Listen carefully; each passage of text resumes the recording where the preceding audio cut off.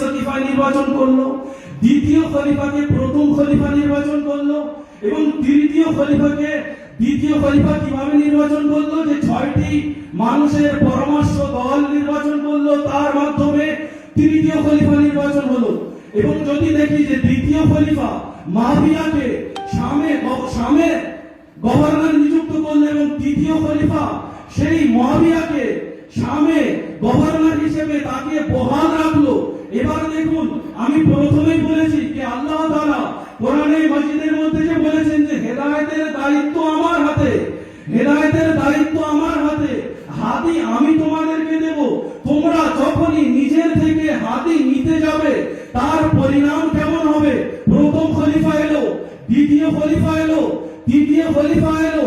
এবার মুআবিয়া যখন শামের গভর্নর হলো, সে নিজের পুত্র ইয়াজিদকে ইসলামের খেলাফতের আসনে বসালো। এবার দেখুন, মানুষ কিন্তু নিযুক্ত করছে, এখানে আল্লাহ তাআলা নিযুক্ত করেনি। আল্লাহ তাআলা কাদেরকে নিযুক্ত করেছে? আমাদের নবীদেরকে নিযুক্ত করেছে। আল্লাহ তাআলা কাদেরকে নিযুক্ত করেছে? আমাদের ইমামদেরকে নিযুক্ত করেছে। সেখানে কোনো অসুবিধা নেই। কিন্তু মানুষ যখন নিজের থেকে হাদি নির্বাচন করতে গেল, তারপরে কি হচ্ছে যে মুআবিয়া ইয়াজিদকে বসালো। সেই ইয়াজিদের কাজ কি হচ্ছে দেখুন, যে সেই ইয়াজিদ এমন এক ব্যক্তির বিরুদ্ধে বিদ্রোহ ঘোষণা করলো, যে ব্যক্তিকে আল্লাহ তাআলা মানুষের জন্য হাদি হিসাবে দিয়েছিল। তাহলে এখান থেকে আমরা কি বুঝতে পারছি, যে যদি আমরা কোরআনকে না মানি, যদি আমরা কোরআনের প্রতি বিশ্বাস না রাখি, যদি আমরা আল্লাহের আদেশকে অমান্য করি এবং আল্লাহের দায়িত্বকে নিজের হাতে তুলে নিই, তখন এর পরিণতি এমন হয়, যখন মানুষ নিজের হাদি নির্বাচন করে, তো সেই হাদি আল্লাহের প্রেরিত হাদিকে হত্যা করে ফেলে, কারবালার মতো ঘটনা সংঘটিত করে ফেলে। তাহলে এটি কাদের ভুল? এই মানুষের ভুল। কিসের জন্য? যে মানুষেরকে আল্লাহ তাআলা কোরআনে মাজিদে বলছে যে হেদায়েতের দায়িত্ব আমার হাতে, তোমরা হাদি নির্বাচন করতে চেও না। কিন্তু যখনই হাদি নির্বাচন করলো, তো মানুষের হাদির মাধ্যমে আল্লাহের তরফ থেকে প্রেরিত ইমামকে তারা হত্যা করলো। আর যে মুসলমান চারিদিকে ঘুরে বেড়াচ্ছে, তাদের হেদায়েত করার কোনো লোক নেই, তারা তো নিজের হাতে হেদায়েতের দায়িত্ব তুলে নিয়েছিল। আজকে তাদের কাছে জিজ্ঞাসা করুন তো, যে তোমাদের জামানার ইমাম কে? তাদের কাছে একবার জিজ্ঞাসা করুন যে তোমাদের জামানার ইমাম কে? আর যারা আল্লাহের দেওয়া হাদিকে মেনে নিয়েছিল, সেই গোত্রের একটি বাচ্চাকেও যদি আপনি জিজ্ঞাসা করেন যে তোমার ইমাম কে, সে সঙ্গে সঙ্গে বলে উঠবে আমার ইমাম হলো মেহেদী আখিরুজ্জামান আলাইহিস সালাম। একটা দরুদ শরীফ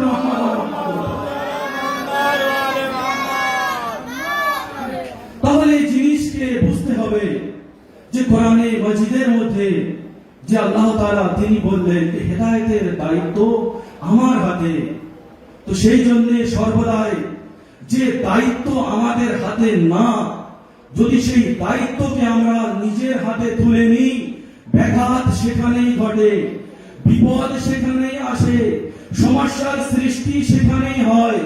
সেই রূপ ভাবে আজকের যুগে যুগে যে আজাদারি হচ্ছে, সেই আজাদারি কখনোই থেমে থাকবে না, সেই আজাদারি কখনোই কেউ থামাতে পারবে না। সেই আজাদারি, যে আজাদারি ছিল কার মনের আশা? জনাবে যায়েনব সালামুল্লাহ আলাইহা তার মনের আশা। যে আজাদারি ছিল কার মনের আশা? ফাতেমাতুজ জাহরা তার মনের আশা। তিনি তো বলেছিলেন রাসূলে খোদার সামনে যে হে আমার বাবা, যখন আমার হুসাইন কারবালায় শহীদ হবে, যখন আমার হুসাইন কারবালার ময়দানে তানহা থাকবে, তখন কি আমি বেঁচে থাকবো? তখন কি আলী বেঁচে থাকবে? তখন কি হাসান বেঁচে থাকবে? তো রাসূলে খোদা তিনি বলেছিলেন হে আমার সন্তান, হে ফাতেমাতুজ জাহরা, তখন না আমি থাকবো, না তুমি থাকবে, না আলী থাকবে, না হাসান থাকবে। তখন আল্লাহ তাআলা এমন এক গোত্রকে সৃষ্টি করবে যে সেই গোত্রের বীররা কারবালার বীরদের উপরে ক্রন্দন করবে, সেই গোত্রের যুবকেরা কারবালার যুবকদের উপরে ক্রন্দন করবে, সেই গোত্রের বাচ্চারা কারবালার বাচ্চাদের উপরে ক্রন্দন করবে। আমরা তো সেই দোয়ারই ফসল, যে ফাতেমাতুজ জাহরা তিনি যে দোয়া করেছিলেন যে আমার আমার ইমাম হুসাইনের উপরে ক্রন্দন করার জন্য আল্লাহ তাআলা একটি গোত্রকে সৃষ্টি করবে। সেই গোত্রই তো আমরা। আজকে এর জন্য আমাদের প্রতি কত অভিযোগ উঠে আসে। শিয়ারা শুধু মাতম করছে, শিয়ারা শুধু মজলিস করছে, শিয়ারা সার কিছুই করে না, তারা নামাজ পড়ে না, কিন্তু তারা এইটুকু জিনিস দেখে না, যদি কারবালার ময়দানে ইমামে হুসাইন আলাইহিস সালাতু ওয়াস সালাম তিনি দাঁড়িয়ে না যেতেন, তাহলে মুসলমান এই নামাজ কোথা থেকে পেতে, এই রোজা কোথা থেকে পেতে, এই দ্বীনে ইসলাম কোথা থেকে পেতে? ইয়াজিদ তো দ্বীনে ইসলামকে মিটানোর জন্য উঠে পড়ে লেগেছিল। সে তো ইমামে হুসাইন আলাইহিস সালামের বায়াতকে শুধুমাত্র এই জন্য নিতে চাইছিল যাতে করে সে ইসলামকে পুরোপুরি ভাবে ধ্বংস করে দিতে পারে। কেননা সে ইসলামের খেলাফতের আসন থেকে তো এই আওয়াজ দিচ্ছিল যে বানি হাশিমের জন্য না কোনো ওহী এসেছে, না কোনো কোরআন এসেছে, সে তো কোরআনকে নষ্ট করতে চাচ্ছিল। তো যে মুসলমানও তোমরা এই কোরআনকে পেলে, এই নামাজকে পেলে, এই ইসলামকে পেলে কার বদৌলতে? ইমামে হুসাইন আলাইহিস সালাতু ওয়াস সালামের বদৌলতে।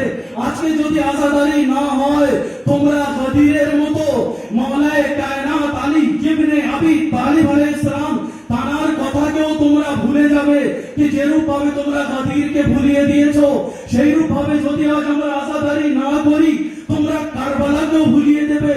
এবং ইসলামের শত্রুরা যেরূপ ভাবে সেই যুগেও ইসলামকে ধ্বংস করার জন্য চারিদিক থেকে মুখিয়েছিল, ঠিক সেই রূপ ভাবে যদি আর আযাদারি না হয়, ন্যায়ের কথা না হয়, যদি ইমামে হুসাইন আলাইহিস সালামের জিকির না হয়, তাহলে বিশ্ব ইসলাম থেকে নামাজ মুছে যাবে, রোজা মুছে যাবে, এই ইসলামকে বাঁচানো যাবে না। দর্শক মুহাম্মদ আর মুহাম্মদ।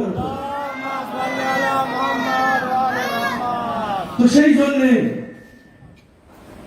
আমরা নিজেদের জীবন বাজি রেখে হলেও এই আযাদারি করতে থাকি।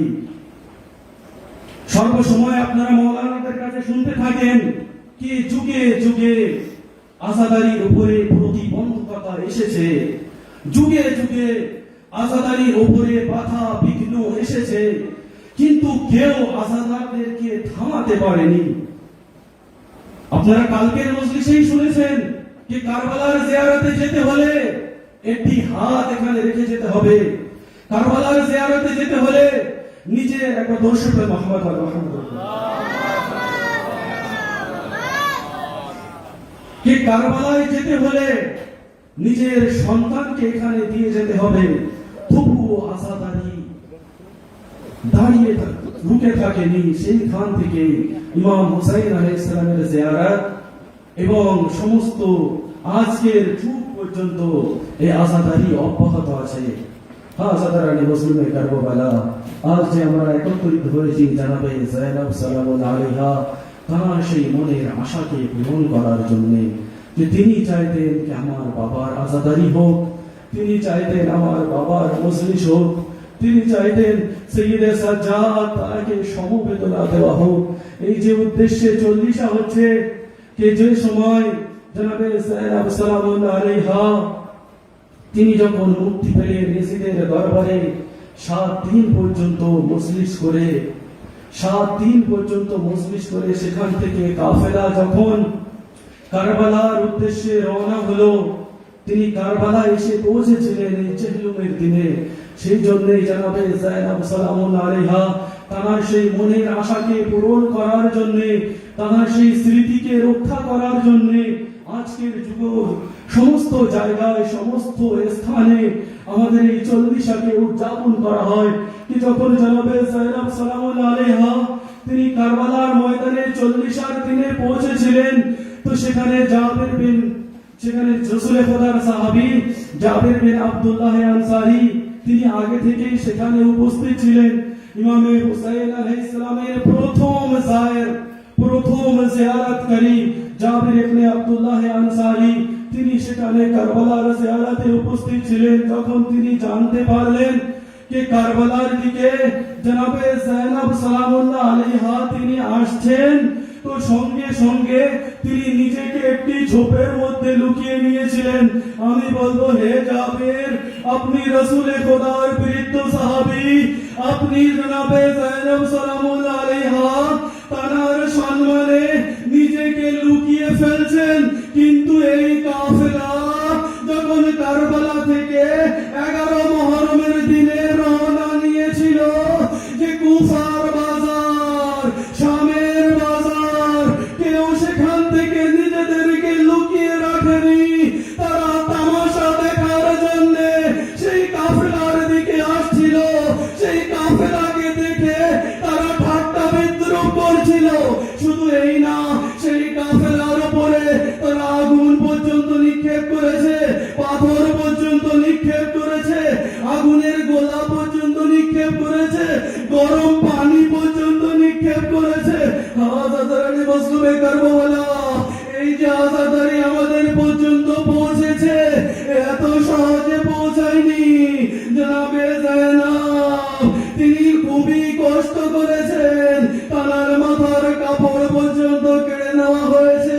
যে মওলায়ে কায়নাত তিনি চাইতেন না যে দিনের আলোয় আমার কন্যা কুফাতে প্রবেশ করুক, আর সেই কুফাতে জনাবে যায়েনব দিনের আলোয় আছে, তার মাথার কাপড় নেই, এমনই ভাবে বিদ্রুপ করা হয়েছে। আজাদারি মজলুমে কারবালা, এই চেহলুমের দিনে যখন জনাবে যায়েনব সালামুল্লাহ আলাইহা কারবালার ময়দানে একবার তিনি নিজের ভাইয়ের কবরকে দেখলেন, তিনি আর নিজেকে উটের পিঠে রাখতে পারেননি, কবরের উপরে নিজেকে ফেলে দিলেন, আর ফেলে ফরিয়াদ করা শুরু করলেন, হে ভাইয়া, আমি তোমার বেটি সাকিনাকে রক্ষা করতে পারিনি। হে ভাইয়া, তুমি যে আমানত আমাকে দিয়ে গিয়েছিলে, সেই আমানতকে আমি রক্ষা করতে পারিনি, তাকে শামের কয়েদখানায় রেখে এসেছি। আজাদারি মজলুমে কারবালা, যখন এই কাফেলা সমস্ত কবরে জিয়ারত করার পরে একবার মদিনার দিকে যাওয়ার জন্য প্রস্তুতি নিচ্ছে, তখন এক বিবি ইমামে হুসাইন আলাইহিস সালামের কবরকে ধরে ক্রন্দন করছেন। যখন জনাবে যায়েনব সালামুল্লাহ আলাইহা তিনি দেখলেন কে কোন বিবি আছে, এ কি আমাদের সাথে যেতে চায় না। তো যখন জনাবে যায়েনব কাছে গেলেন, কাছে গিয়ে দেখলেন যে রাবাব সেই ইমামে হুসাইনের কবর ধরে ক্রন্দন করছে। তো যখন জনাবে যায়েনব তিনি বললেন, হে রাবাব, সবাই তো মদিনায় চলে যাচ্ছে, তুমি কেন যেতে চাইছো না? তো রাবাব তখন জনাবে যায়েনবকে বললেন, হে যায়েনব, তোমার 2 সন্তান কারবালায় শহীদ হয়েছে, কিন্তু তুমি যখন মদিনায় যাবে, তোমার উপরে তোমার স্বামীর ছায়া থাকবে। হায় আমি রাবাব, কিভাবে কার আশায় মদিনায় যাব? এই কারবালার ময়দানে আমার ছোট্ট শিশু আলী আসগরকে শহীদ করে দেওয়া হয়েছে, তাকে পানি পর্যন্ত দেওয়া হয়নি। আমার স্বামীকে শহীদ করে দেওয়া হয়েছে, তার লাশকে পামাল করা হয়েছে, তার লাশ এই তপ্ত রৌদ্রে ছিল। আজাদারি মজলুমে কারবালা, আমি কার আশায় মদিনায় যাব? তো যখন জনাবে যায়েনুল আবেদিন তিনি বলছেন, আমার বাপ, আপনি আমাদের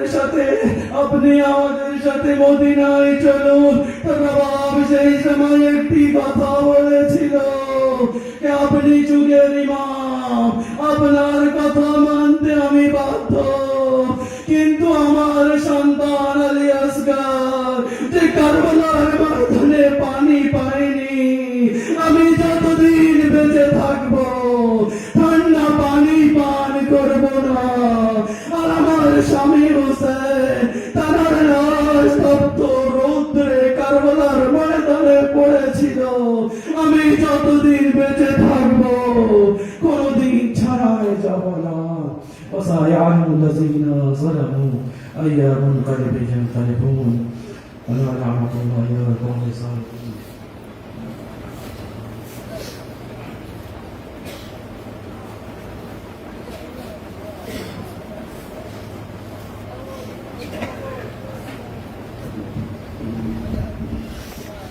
যে সমস্ত মুমিন ভাইরা বাড়ি থেকে এসছে তাদের উদ্দেশ্যে বলছি আপনারা ফাঁস আগে চলে আসুন।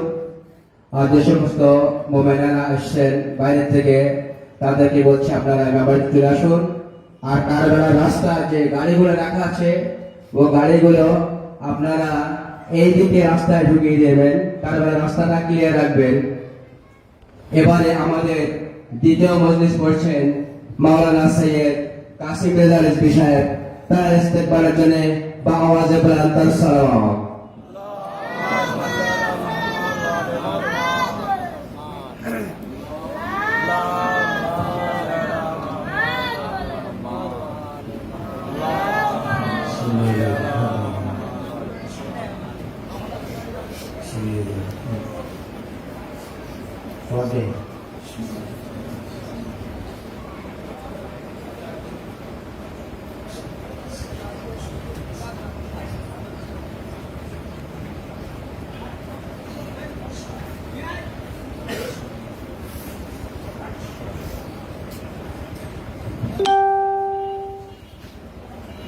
أعوذ بالله السميع العليم من الشيطان اللعين الرجيم.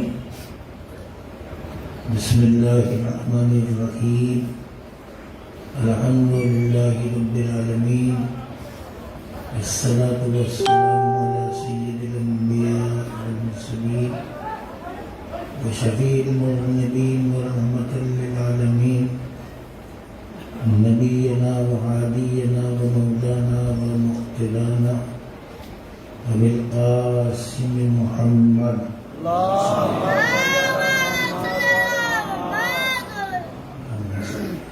وعلى أهل بيته الطيبين الطاهرين المنتجبين والمنتخبين ولعنة الله على أعدائهم أجمعين.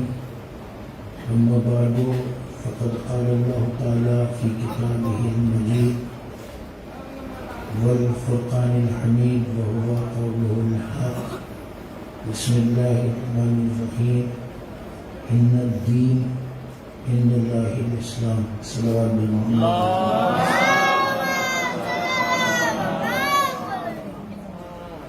আল্লাহ রাব্বুল আলামিন তার পবিত্র কিতাব কুরআনে হাকীম,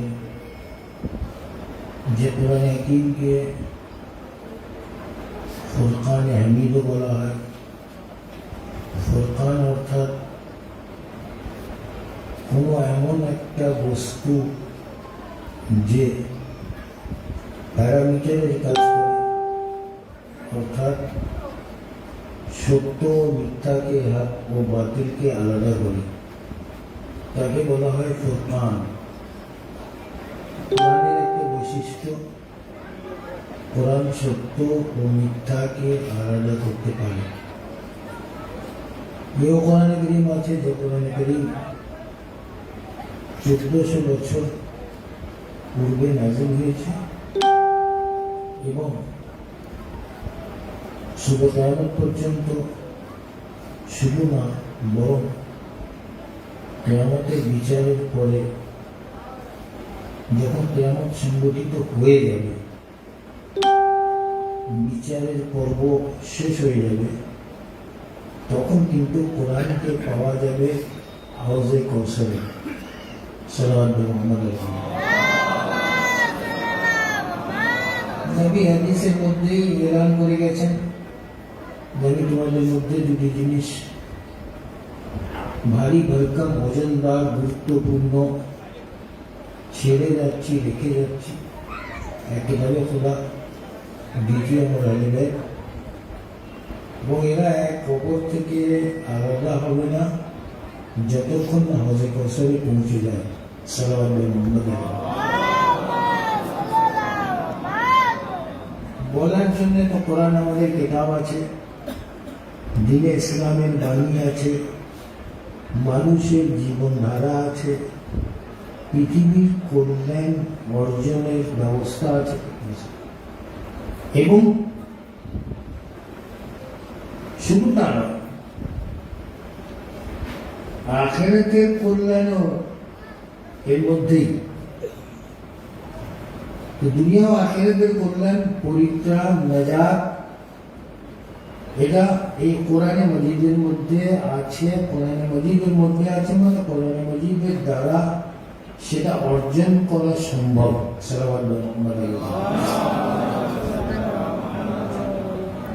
কোরআন মজিদের মধ্যে আয়াত 6666 কি আয়াত, 114টি সূরা, বিভিন্ন ডিটেলস আছে কোরআনে। কিন্তু ব্রাদার আমরা কোরআনের ওই আয়াতগুলো কবুল করতে চাই যেটা আমার স্বার্থে ঘা না দেয়। ওই আয়াতটা আমরা অর্জন করতে, হাসিল করতে, মানতে রাজি না যেটার থেকে আমার মনে হয় যে আমার ক্ষতি হবে। অথচ কোরআন কারীমের দ্বারা কারোর ক্ষতি হবে এটা একেবারে অবসম্ভাবী। কোরআনে কারীম দস্তুর আছে, আইনের বই আছে, জীবনধারা আছে, জীবন আদর্শ আছে। কোরআনে কারীম শুধুমাত্র বাড়িতে সাজাবার জন্য নয়, কোরআনে কারীম কোনো এক বিশেষ মাসে ইবাদতের জন্য নয়, কোরআনে কারীম শুধু মাদলি পড়ার জন্য নয়, কোরআনে কারীমকে বাস্তবায়িত করা দরকার আছে। এবং কোরআনে কারীমের অবস্থা দেখে ডক্টর মহসিন কেরাকি, ইরানের এক বুজুর্গ আলেম দ্বীন আছেন, তিনি একটি কিতাব লিখেছিলেন, বহুদিন হয়ে গেছে, অন্তত কিছু না 20 বছর তো অবশ্যই হবে, যে কোরআনে মেহজুর, অর্থাৎ যে কোরআনকে আমরা ছেড়ে দিয়েছি, পরিত্যক্ত কোরআন, কোরআনকে আমরা ত্যাগ করে দিয়েছি, সেই কোরআন। তো আমরা যদি ভালো করে বুঝি, নিজেদের বিশ্লেষণ করি, বিচার করি, তাহলে এটা কি বাস্তব সত্য না যে আমরা কোরআনকে ত্যাগ করে দিয়েছি? কোরআন বলছে যদি তোমার মাল সেই রকম এসে যায়, মক্কা পর্যন্ত যাতায়াতের খরচ থাকে, রাস্তায় বাধা না থাকে, কোন রকম কোনো অসুবিধা না থাকে, তো তুমি হজের জন্য এসো, একবার খোদার ঘরের জিয়ারত করো, মকামে ইব্রাহিমে নামাজ পড়ো, সাফা মারওয়াতে সই করো, ইত্যাদি ইত্যাদি। কিন্তু আমরা আগে এজাম লাগালাম 7 লাখ টাকা, আগে এজাম লাগাবো 7 লাখ টাকা, এই 7 লাখ খরচ হয়ে যাবে। এই 7 লাখ আমাদের মাওলানা সাহেব বসে আছেন কেন, ওনাদের ফ্যামিলি থেকে এবার 6 জন লোক গেছে হজ করে ফিরেছে। তো ভাই যদি হিসাব লাগানো হয় তো অনেক টাকার ব্যাপার। সালাওয়াত মোহাম্মদ আলাইহি। কিন্তু খুশনুদিয়ে খোদা, খোদার মর্জি, খোদার সন্তুষ্টি হাসিল করার জন্য আপনাকে কষ্ট করতেই হবে, ত্যাগ করতেই হবে। কেন করতে হবে? আপনি ইসলাম ধর্ম গ্রহণ করতেন না তাহলে কোনো অসুবিধা ছিল না, কিন্তু ইসলাম গ্রহণ করেছেন বলে ত্যাগ করতে হবে। ইসলামে যখন কালমা প্রথম পাঠ করেছিলেন তখন বলেছিলেন লা ইলাহা, কোনো উপাস্য নেই। তাহলে আজ পয়সা আপনার সামনে উপাস্য কি করে হয়ে গেল? পয়সার মোহতে খোদার মোহ ছেড়ে দিচ্ছেন। তাহলে ওই প্রথম দিনের মুখের যে বাণী ছিল, আর অনেকে তো এরকম আছে যে মুখের বাণী তাদের পড়তেও হয়নি। আব্দুল কারিমের বাড়িতে জন্মগ্রহণ করেছে, মুসলমানের ঘরে জন্মগ্রহণ করেছে, ওরা কালমাও পড়তে হয়নি।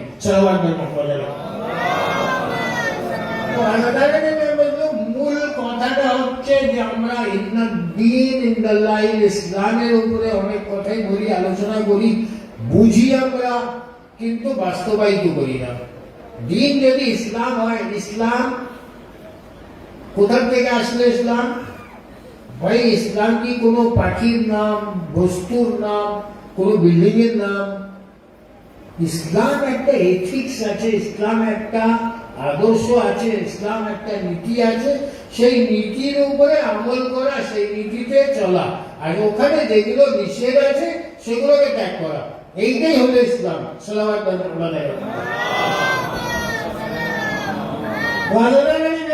আমরা ইসলাম ইসলাম ইসলাম সবসময় করি, কিন্তু ইসলামকে বোঝার চেষ্টা করি না, এটা না করি। আমাদের বুঝ শক্তি যেটা আছে ওর মধ্যে আবার দুটো কোয়ালিটি আছে, একটা বুঝি আমরা নিজের জন্য, একটা লোকের জন্য।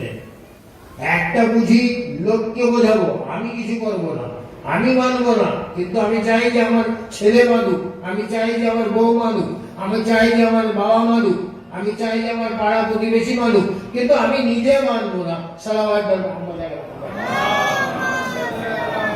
তো দিনে ইসলাম এভাবে চলবে না, বা এভাবে বিস্তারিত লাভ করিনি, এবং দুনিয়াতে প্রচার প্রসার ইসলামে এভাবে ঘটেনি। ইসলাম ঘটেছে কর্ম দেখে, ক্যারেক্টার দেখে, চরিত্র দেখে, আখলাক দেখে, আখলাক দেখে। সেই জন্য তো কোনো সময় লোকে এইটাই যে প্রচার করে যে দিনে ইসলাম প্রসারিত হয়েছে তলোয়ারের দ্বারা, তো তখন একজন লোক, আমাদের মতো লোক, মানে আহলে তাশাইয়ুর लोग, से उत्तर दिएছিল যে आबिद के भी हाथों में क्या तुम्हें तलवार मिली है। जनाबे आबिद अलैहिस्सलाम सैयदে সজ্জাদ চতুর্থ ইমাম, তিনি যখন 11 মুহররম যে সফরটা শুরু করেছিলেন, ওখান থেকে নিয়ে পরের বছর 8 রবিউল আউয়াল মদিনা পর্যন্ত, এই অবস্থায় তার হাতেও কি কোনো তলোয়ার ছিল? সালাওয়াত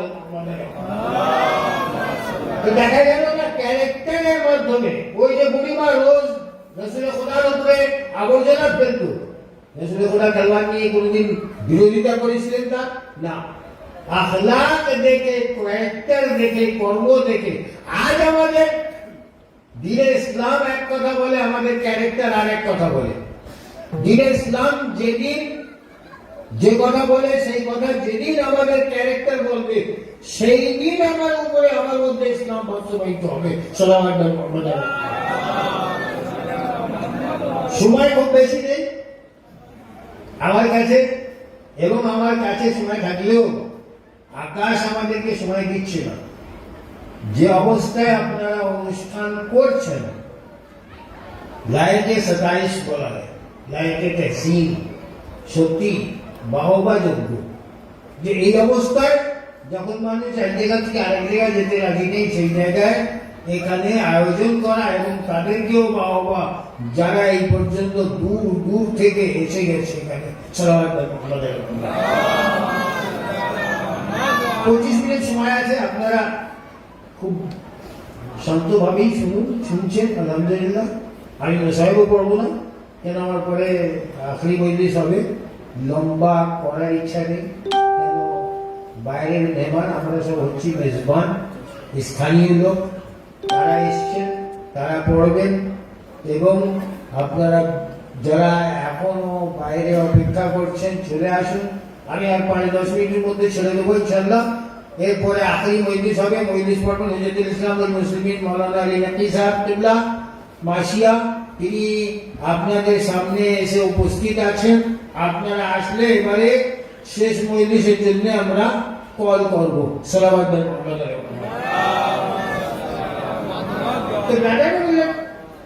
দ্বীনে ইসলাম, আরেকটা জিনিস কি আছে আমাদের কোয়ালিটির মধ্যে, আরেকটা জিনিস আছে যে আমরা আরেকটা জিনিস খুব বেশি চাই। আমি চাই মসজিদ ভরে থাক, আমাকে বাদ দিয়ে। আমি যাবো না মসজিদ, আমার দেওয়ার দরকার নেই। আমি চাই গ্রামের সবাই খুবুস দিয়ে দেখ, আমি জীবনে হিসাব করবো না। আমি চাই গ্রামে 10টা হাজি হয়ে যাক, কিন্তু আমার যে 15 কোটি টাকা রয়েছে আমি সেটা হিসাব করবো না। সালাওয়াত আরেকটা কোয়ালিটি আছে, আমার তো কিছু নেই, আমার তো ক্যাশ নেই, আমার তো এটা নেই, আমার তো ওটা নেই। একটা জমি রয়েছে, যে জমি 5 লাখ টাকা কাঠা বিক্রি হচ্ছে। 1 বিঘে জমি রয়েছে, কাঠা বিক্রি হচ্ছে 5 লাখ, কিন্তু আমার কিছু নেই। আমার কিছু নেই, আমার উপরে হজ বাকি হয়নি।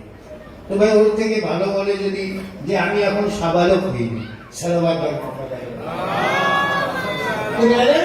আমরা মনে করি নিজের জিনিস বাঁচাচ্ছি, পয়সা বাঁচাচ্ছি এবং ধন সম্পদ রেখে যাচ্ছি তাদের জন্য, যারা পরবর্তীকালে আমার সম্পদ নিয়ে, আমার পয়সা নিয়ে, আমার জমি জায়গা নিয়ে, আমার জিনিসের উপরে রাজধানী করবে, খোদার নাফরমানিতে খরচ করবে এবং একবারও ভাববে না যে আমার বাবার হজ বাকি ছিল, হজটা করিয়ে দেই, এই চিন্তা আসবে না কোনোদিন। কেন আসবে না? আমি তো আমার বাবার হজটা করাইনি। আমার বাবার হজ বাকি ছিল, আমি করাইনি, আমার ছেলে আমার জন্য কেন করবে?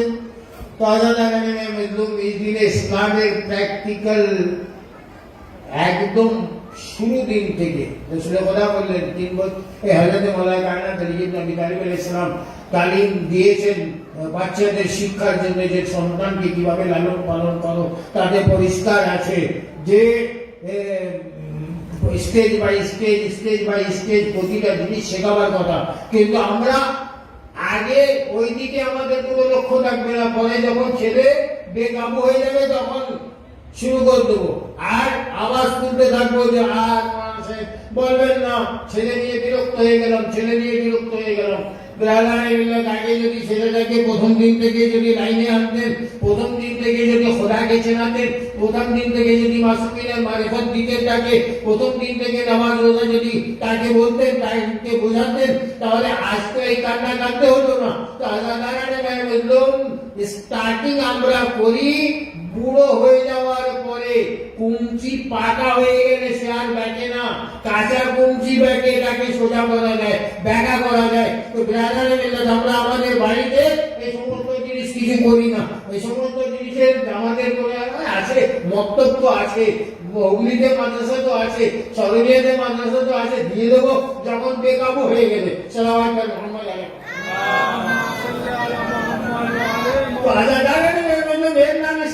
ইসলামকে বাস্তবায়িত করুন, ইসলামকে বাড়িতে জায়গা দেন। আমাদের বাড়িতে ইসলাম জায়গা পায়? আমাদের বাড়িতে ইসলাম জায়গা পাচ্ছে না। বলকি করে আমাদের বাড়িতে গায়ের শরীয়তি কাজ যদি হচ্ছে তাহলে ওখানে ইসলাম নেই। ইসলাম থাকলে গায়ের শরীয়তি কাজ হতো না। দুধ আর কেরোসিন, দুধ আর লবণ এক পাত্রের মধ্যে রাখা যাবে? রাখলে অস্তিত্ব থাকবে না। যে ব্রাদারে মিললে আমাদের বাড়িতে বেশরিয়তি কাজ, নাজায়েজ কাজ, হারাম কাজ যদি প্রচলিত থাকে তাহলে একদম নিশ্চিত যে ওখানে ইসলামের কোনো অবকাশ নেই। সেই জন্য শুধু কিতাবের উপরে ইসলাম বুঝতে হবে, নিজের জিন্দগিতে বাস্তবায়িত করতে হবে, নিজে তসলিম করতে হবে, মানতে হবে, কবুল করতে হবে। আর কবুল করার পরে বলে লা ইলাহা ইল্লাল্লাহ মুহাম্মাদুর রাসূলুল্লাহ আলী ওয়ালিল্লাহ, আমি তো মুসলমান, আমি তো মুমিন, আমি তো শিয়া। শুধু এইটুকু না, এইটা আপনাকে রাসূলের খোদা বা চাকরি কথা আপনার সামনে পেশ করি যে রাসূলের খোদা সাল্লাল্লাহু আলাইহি ওয়াসাল্লামের কাছে একজন এসেছিল, এসে প্রশ্ন করেছিল মুসলমান কাকে বলা হবে, কে মুসলমান? রাসূলের খোদা তাকে বললেন তার মধ্যে দেখো সর্বপ্রথম তার অন্তরে আল্লাহর প্রতি বিশ্বাস আছে কিনা, কালিমা লা ইলাহা ইল্লাল্লাহ মুহাম্মাদুর রাসূলুল্লাহর উপরে বিশ্বাস আছে না নেই।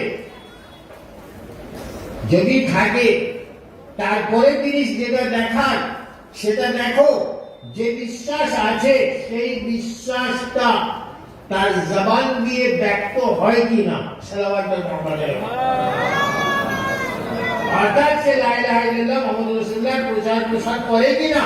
তো ব্রাদারে মিলে অন্তরের বিশ্বাস, জবানের স্বীকৃতি, তারপরে বললেন তার আযা ও জবানে অর্থাৎ অঙ্গ প্রত্যঙ্গ, শরীরের যে অঙ্গ প্রত্যঙ্গ আছে তার বিশ্বাস অনুসারে, জবানের ইকরার অনুসারে সেই কর্ম করছে কিনা। তো শুধু কলমা পড়ে নেওয়ার নাম ইসলাম না, বরং কলমার প্রচারও দরকার আছে, প্রসারও দরকার আছে। শুধু প্রচার করে নেওয়া দরকার নেই, বরং তার সাথে সাথে আরো কিছু দরকার আছে, তার নাম হচ্ছে আমল। আমল করলে তারপরে ইসলাম আমাদের মধ্যে বাস্তবায়িত হবে, ইসলাম বিরাজ করবে এবং এই ইসলাম আমাদেরকে আখিরাতে নাজাত দেবে, অন্য কোন ইসলাম আমাদেরকে নাজাত দেবে না। সাল্লাল্লাহু আলাইহি মুহাম্মদ আলাইহি মুহাম্মদ। আমি আবার আওয়াজ দেবো আমার ভাইদেরকে, আলাদা ভাইরা যারা বাইরে আছেন দয়া করে চলে আসুন শেষ মজলিসের জন্য। শেষ মজলিস শুরু হতে যাচ্ছে। মজলিস পড়ছেন হুজ্জাতুল ইসলাম ওয়াল মুসলিমিন মাওলানা আলী নকভী সাহেব কিবলা মাসিয়া। আপনারা চলে আসুন, এটা শেষ মজলিস। সাল্লাল্লাহু আলাইহি মুহাম্মদ আলাইহি মুহাম্মদ।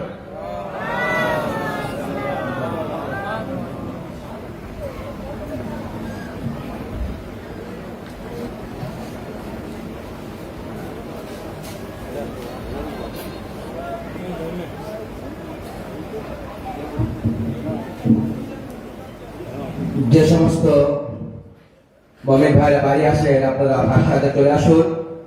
আমাদের শেষ মজলিস বা আখেরি মজলিস পড়ছেন মাওলানা নকভী সাহেব। আপনার তার ইস্তেকবালের জন্য আওয়াজ বলেন আপনার সালাম।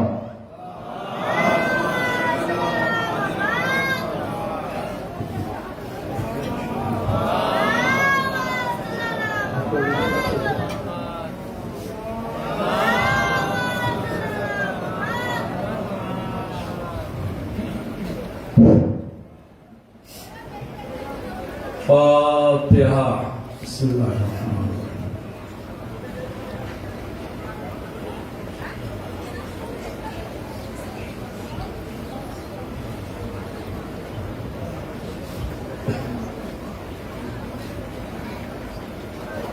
أعوذ بالله من الشيطان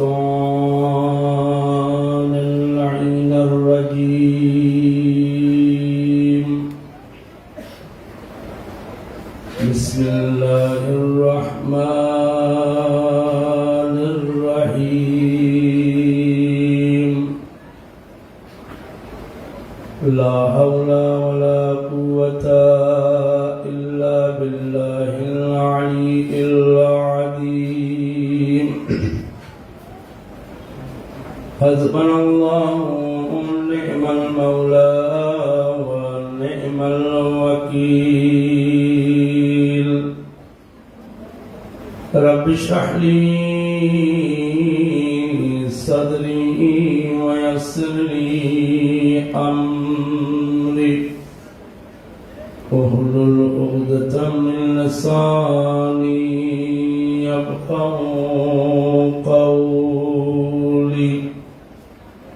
رب ارحمهما كما ربياني صغيرا. الحمد لله رب العالمين والعاقبة للمتقين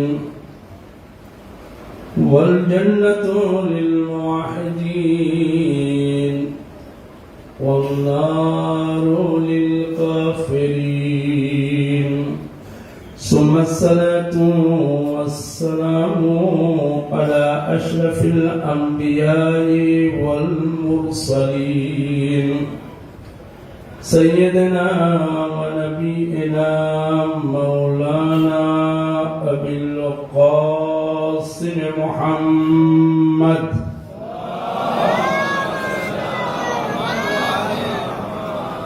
وآله الطيبين الطاهرين المعصومين المظلومين ولعنة الله على أعدائهم أجمعين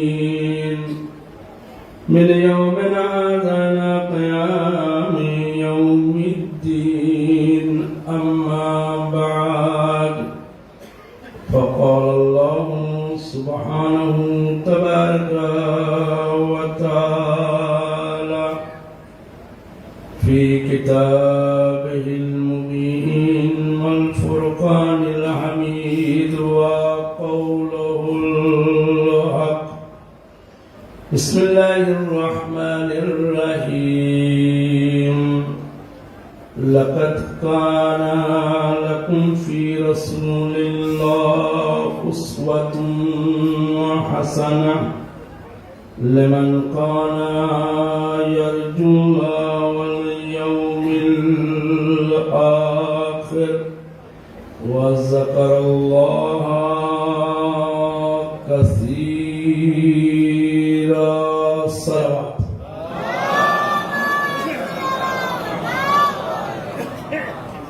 मोमिनीन करम अज़दराने इमाम मज़लूम अलैहिस्सलातु वस्सलाम, अल्लाह सुब्हानहु तबारका व तआला আপনাদেরকে সুখে শান্তিতে এবং সহি ও সালামত রাখুক, আর তার সাথে সাথে বেশি বেশি আজাদারি করার আর তৌফিক দান করুক। আপনাদের নিজেদের সালামতির জন্য এবং পরে যাতে অসুবিধা না হয় তার জন্য সলাওয়াতের সাহায্য নিয়ে একবার আগে বাড়েন। বার মুহাম্মদ ওয়া আলি মুহাম্মদ সালাওয়াত।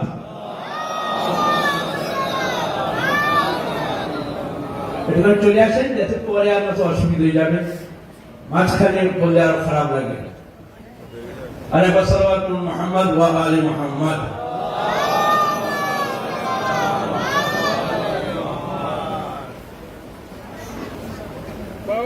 बुलंद सलावत। नारे तकबीर, नारे तकबीर, नारे रिसालत, नारे रिसालत, नारे हैदरी, नारे हैदरी, जिंदाबाद, जिंदाबाद, जिंदाबाद, मोहम्मद व आले मोहम्मद सल्लल्लाहु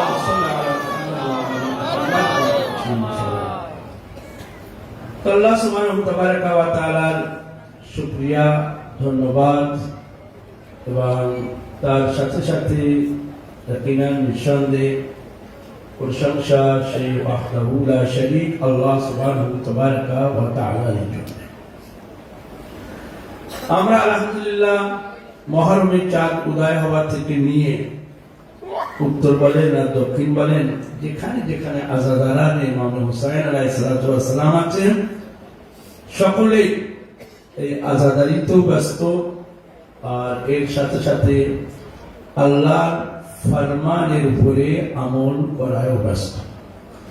যদিও অনেকে হয়তো করতে পারে না অনেক আমলগুলো, কিন্তু তারপরও আজাদারি একটি এমনই আমল, এমনই ইবাদত যে ছোট থেকে ছোট, বড় থেকে বড় সকলেই করার চেষ্টা করে। আর আজাদারিকে আলহামদুলিল্লাহ পূর্বপুরুষেরা এই তাবলীগের মাধ্যমে ঘরে ঘরে পৌঁছে দিয়েছে। এটাই আল্লাহ সুবহানাহু তাবারাকা ওয়া তাআলা লাখ লাখ শুকরিয়া আদায় করে। মনে রাখবেন, আজাদারি এমনই একটি জিনিস, এমনই আজাদারি, এমনই জুলুস, এমনই জলসা, এমনই মজলিস যে আজাদারির কোন জিনিসের সাথে তুলনা করা যায় না। কারণ আপনি আজাদারিকে কার সাথে তুলনা করবেন? আজাদারির মতো কোনো জিনিস নেই। নামাজ নিজের জায়গায়, হজ নিজের জায়গায়, যাকাত নিজের জায়গায়, খুমস নিজের জায়গায়, ও সবকিছু নিজের জায়গায়। আর একটা কথা হচ্ছে আজাদারি আমাদের যে জিনিসটা শেখায়, আগে বাড়ানোর চেষ্টা করায়, তারাক্কি ও উন্নতি দেয়, উন্নতির রাস্তার দিকে নিয়ে যায়। তার সামান্য উদাহরণ একটা এটাই, দুনিয়ার প্রোগ্রামে, রাজনীতি প্রোগ্রামে যদি কোনো নেতা আসে তাহলে এটাই বলা হয়, সরো রাস্তা দাও, বলে না বলে না, সরো রাস্তা দাও, ক্লিয়ার করো, নেতা আসছে।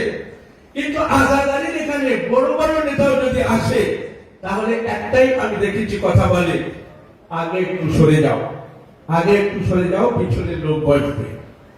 এখানে কিন্তু একথাই বলা হয় না যে না রাস্তা ক্লিয়ার করো, বরং বলা হয় আগে বাড়ো। তার মানে এটাই আশার আলী আমাদের আগে বাড়ার জন্য উন্নতির রাস্তা দেখিয়ে দেয়। আর রাজনীতি এমনই একটি জিনিস যেটা আমাদের উন্নতি তো দেখায়, কিন্তু তার মধ্যে হাজার হাজার পেজ থাকে, যার কারণে মানুষ উন্নতির দিকে নিয়ে যেতে পারে না। সাল্লাল্লাহু মুহাম্মদ ওয়া আলি মুহাম্মদ। যেহেতু আগামীকাল দুই মাসুম আলাইহিমুসসালাতু ওয়াসসালামের শাহাদাতের তারিখ, এক পয়গম্বর আকরাম সাল্লাল্লাহু আলাইহি ওয়া আলিহি ওয়াসাল্লাম, আর দ্বিতীয় হযরতে ইমামে হাসানে মুজতবা আলাইহিস সালাতু ওয়াসসালাম।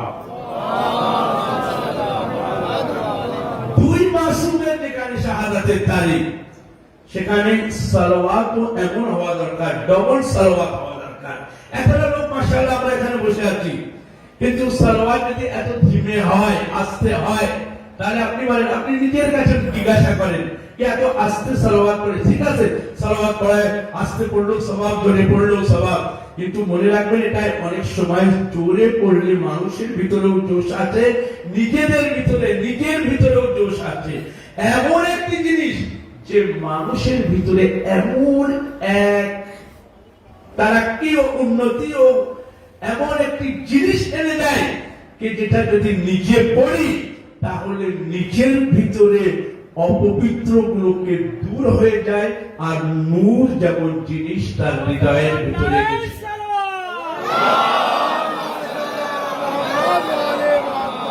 এই জন্য বাবা আপনাদের সকলকে সহি ও সালামত রাখুন, আল্লাহ সুবহানাহু ওয়া তাআলা সহি ও সালামত রাখুন ইনশাআল্লাহ। সালাওয়াত পড়াই এই জন্য বলেছে নাই সব জিনিসে কাঞ্জুসি করবেন, কিন্তু সালাওয়াত পড়াই কাঞ্জুসি করবেন না। সালাওয়াত পড়ুন মুহাম্মদ ওয়া আলি মুহাম্মদ।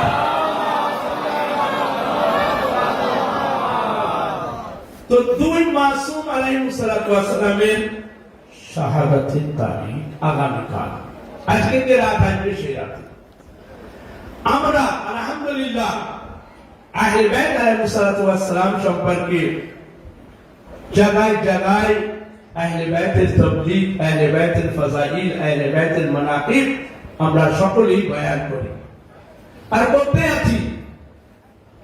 আহলে বাইত আলাইহিস সালাতু ওয়াস সালামের ফাজাইল যেখানে বয়ান হয়, ইয়াকিনান তার সাথে সাথে পয়গম্বর আকরাম সাল্লাল্লাহু আলাইহি ওয়া আলিহি ওয়াসাল্লামের ফাজাইল বয়ান হওয়া দরকার। পয়গম্বর আকরাম সাল্লাল্লাহু আলাইহি ওয়া আলিহি ওয়াসাল্লামকে আলহামদুলিল্লাহ পৃথিবীর সমস্ত মুসলমান মানে, সকলেই একই বাণী যে মুহাম্মদ আরবি সাল্লাল্লাহু আলাইহি ওয়া আলিহি ওয়াসাল্লামকে মানে, মুহাম্মদ আরবি সাল্লাল্লাহু আলাইহি ওয়া আলিহি ওয়াসাল্লাম। আল্লাহ সুবহানাহু ওয়া তাআলা কুরআনে মাজিদের ভিতরে তাই বলেছে, আমি তোমাদের জন্য পয়গম্বর আকরাম সাল্লাল্লাহু আলাইহি ওয়া আলিহি ওয়াসাল্লাম যেমন নমুনা দিয়েছি, অতএব দুনিয়ায় যা কিছু করবে পয়গম্বর আকরাম সাল্লাল্লাহু আলাইহি ওয়া আলিহি ওয়াসাল্লামের নকশে কদমের উপরে চলার পরে কামগুলো, কাজগুলো, কর্মগুলো আঞ্জাম দিতে থাকবে। আল্লাহ মুহাম্মাদের নকশের কদমের উপরে যদি কোনো ব্যক্তি চলে কাজগুলো আঞ্জাম দেয়, গ্যারান্টি সেই কাজগুলোকে কবুল করবে। নারে রিসালাত, নারে রিসালাত, নারে রিসালাত, নারে হায়দারি, আলী। একদিন নিঃসন্দেহে সেই কাজগুলো আল্লাহ সুবহানাহু ওয়া তাআলা কবুল করবেন।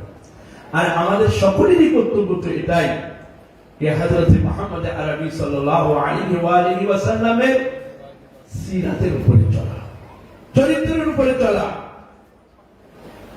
আল্লাহ সুবহানাহু ওয়া তাআলা মুহাম্মাদের চরিত্রের উপরে চলার জন্য কোরআনে মাজিদে বহু আয়াত নাযিল করেছেন। মুহাম্মদকে নমুনা বলো, তুমি দুনিয়াও সফল হবে, আখিরাতেও সফল হবে। মুহাম্মদকে ছেড়ে দিয়ে, কিন্তু আরেকটা কথা বলি এখানে, যতদূর এখানে বসে আছে সবাই শুনবেন, আরেকটা কথা বলি, মুহাম্মদকে মানো, কিন্তু মুহাম্মদকে এমন মেনো না নিজের মতো, মুহাম্মদকে মানো মুহাম্মাদের মতো। যদি মুহাম্মদ মোহাম্মদকে মোহাম্মদের মতো মানতে পারো তাহলে তুমি হেদায়েত প্রাপ্ত হবে, আর মোহাম্মদকে যদি নিজের মতো মানো তাহলে হেদায়েত প্রাপ্ত হবে না, কারণ নিজে হেদায়েত পায়নি। আর মোহাম্মদকে যদি নিজের মতো বানায় তাহলে হেদায়েত কার কাছ থেকে নেবেন? মোহাম্মদ হেদায়েতের জন্য এসেছে, মোহাম্মদের কাছ থেকে হেদায়েত নিতে হবে, তাহলে পরিত্রাণ পাবেন আখিরাতে, তাহলে আখিরাতে জান্নাতে যেতে পারবেন। আর মোহাম্মদের উপর, মোহাম্মদের সিরাতের উপরে যদি না চলো তাহলে আখিরাতেও কোনো লাভ হবে না। সালাওয়াত করুন মুহাম্মদ ওয়া আলি মুহাম্মদ।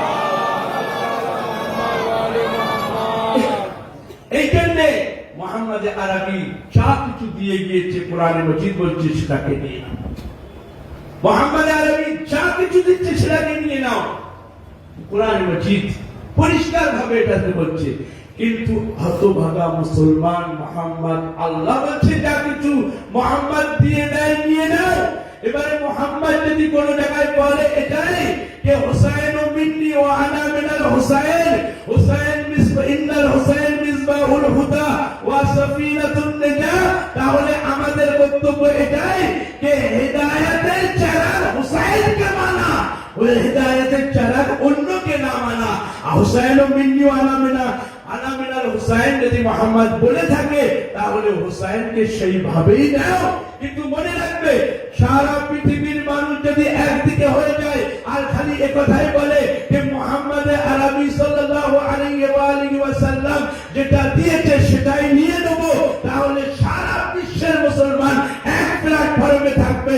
এই জন্য মুহাম্মদ আরবি এটাই বললেন যে যদি আমি গদিরে আলীকে দিয়ে থাকি নিয়ে নিও, আর যদি তোমরা আলীকে বাদ দিয়ে সাকিফায় দিয়ে থাকো তাহলে মুহাম্মদকে নিলে না, সাকিফাকে নিলে।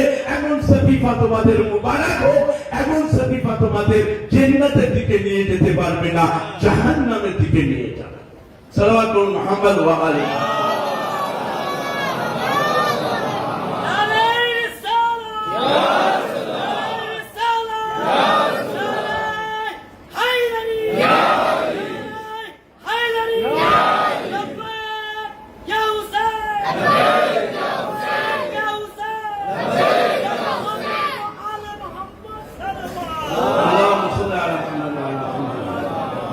এই জন্য আমাদের বক্তব্য হচ্ছে এটাই, আজ কি সারা মুসলমান সিরাতে মুহাম্মাদের উপরে আমল করতে পারছে?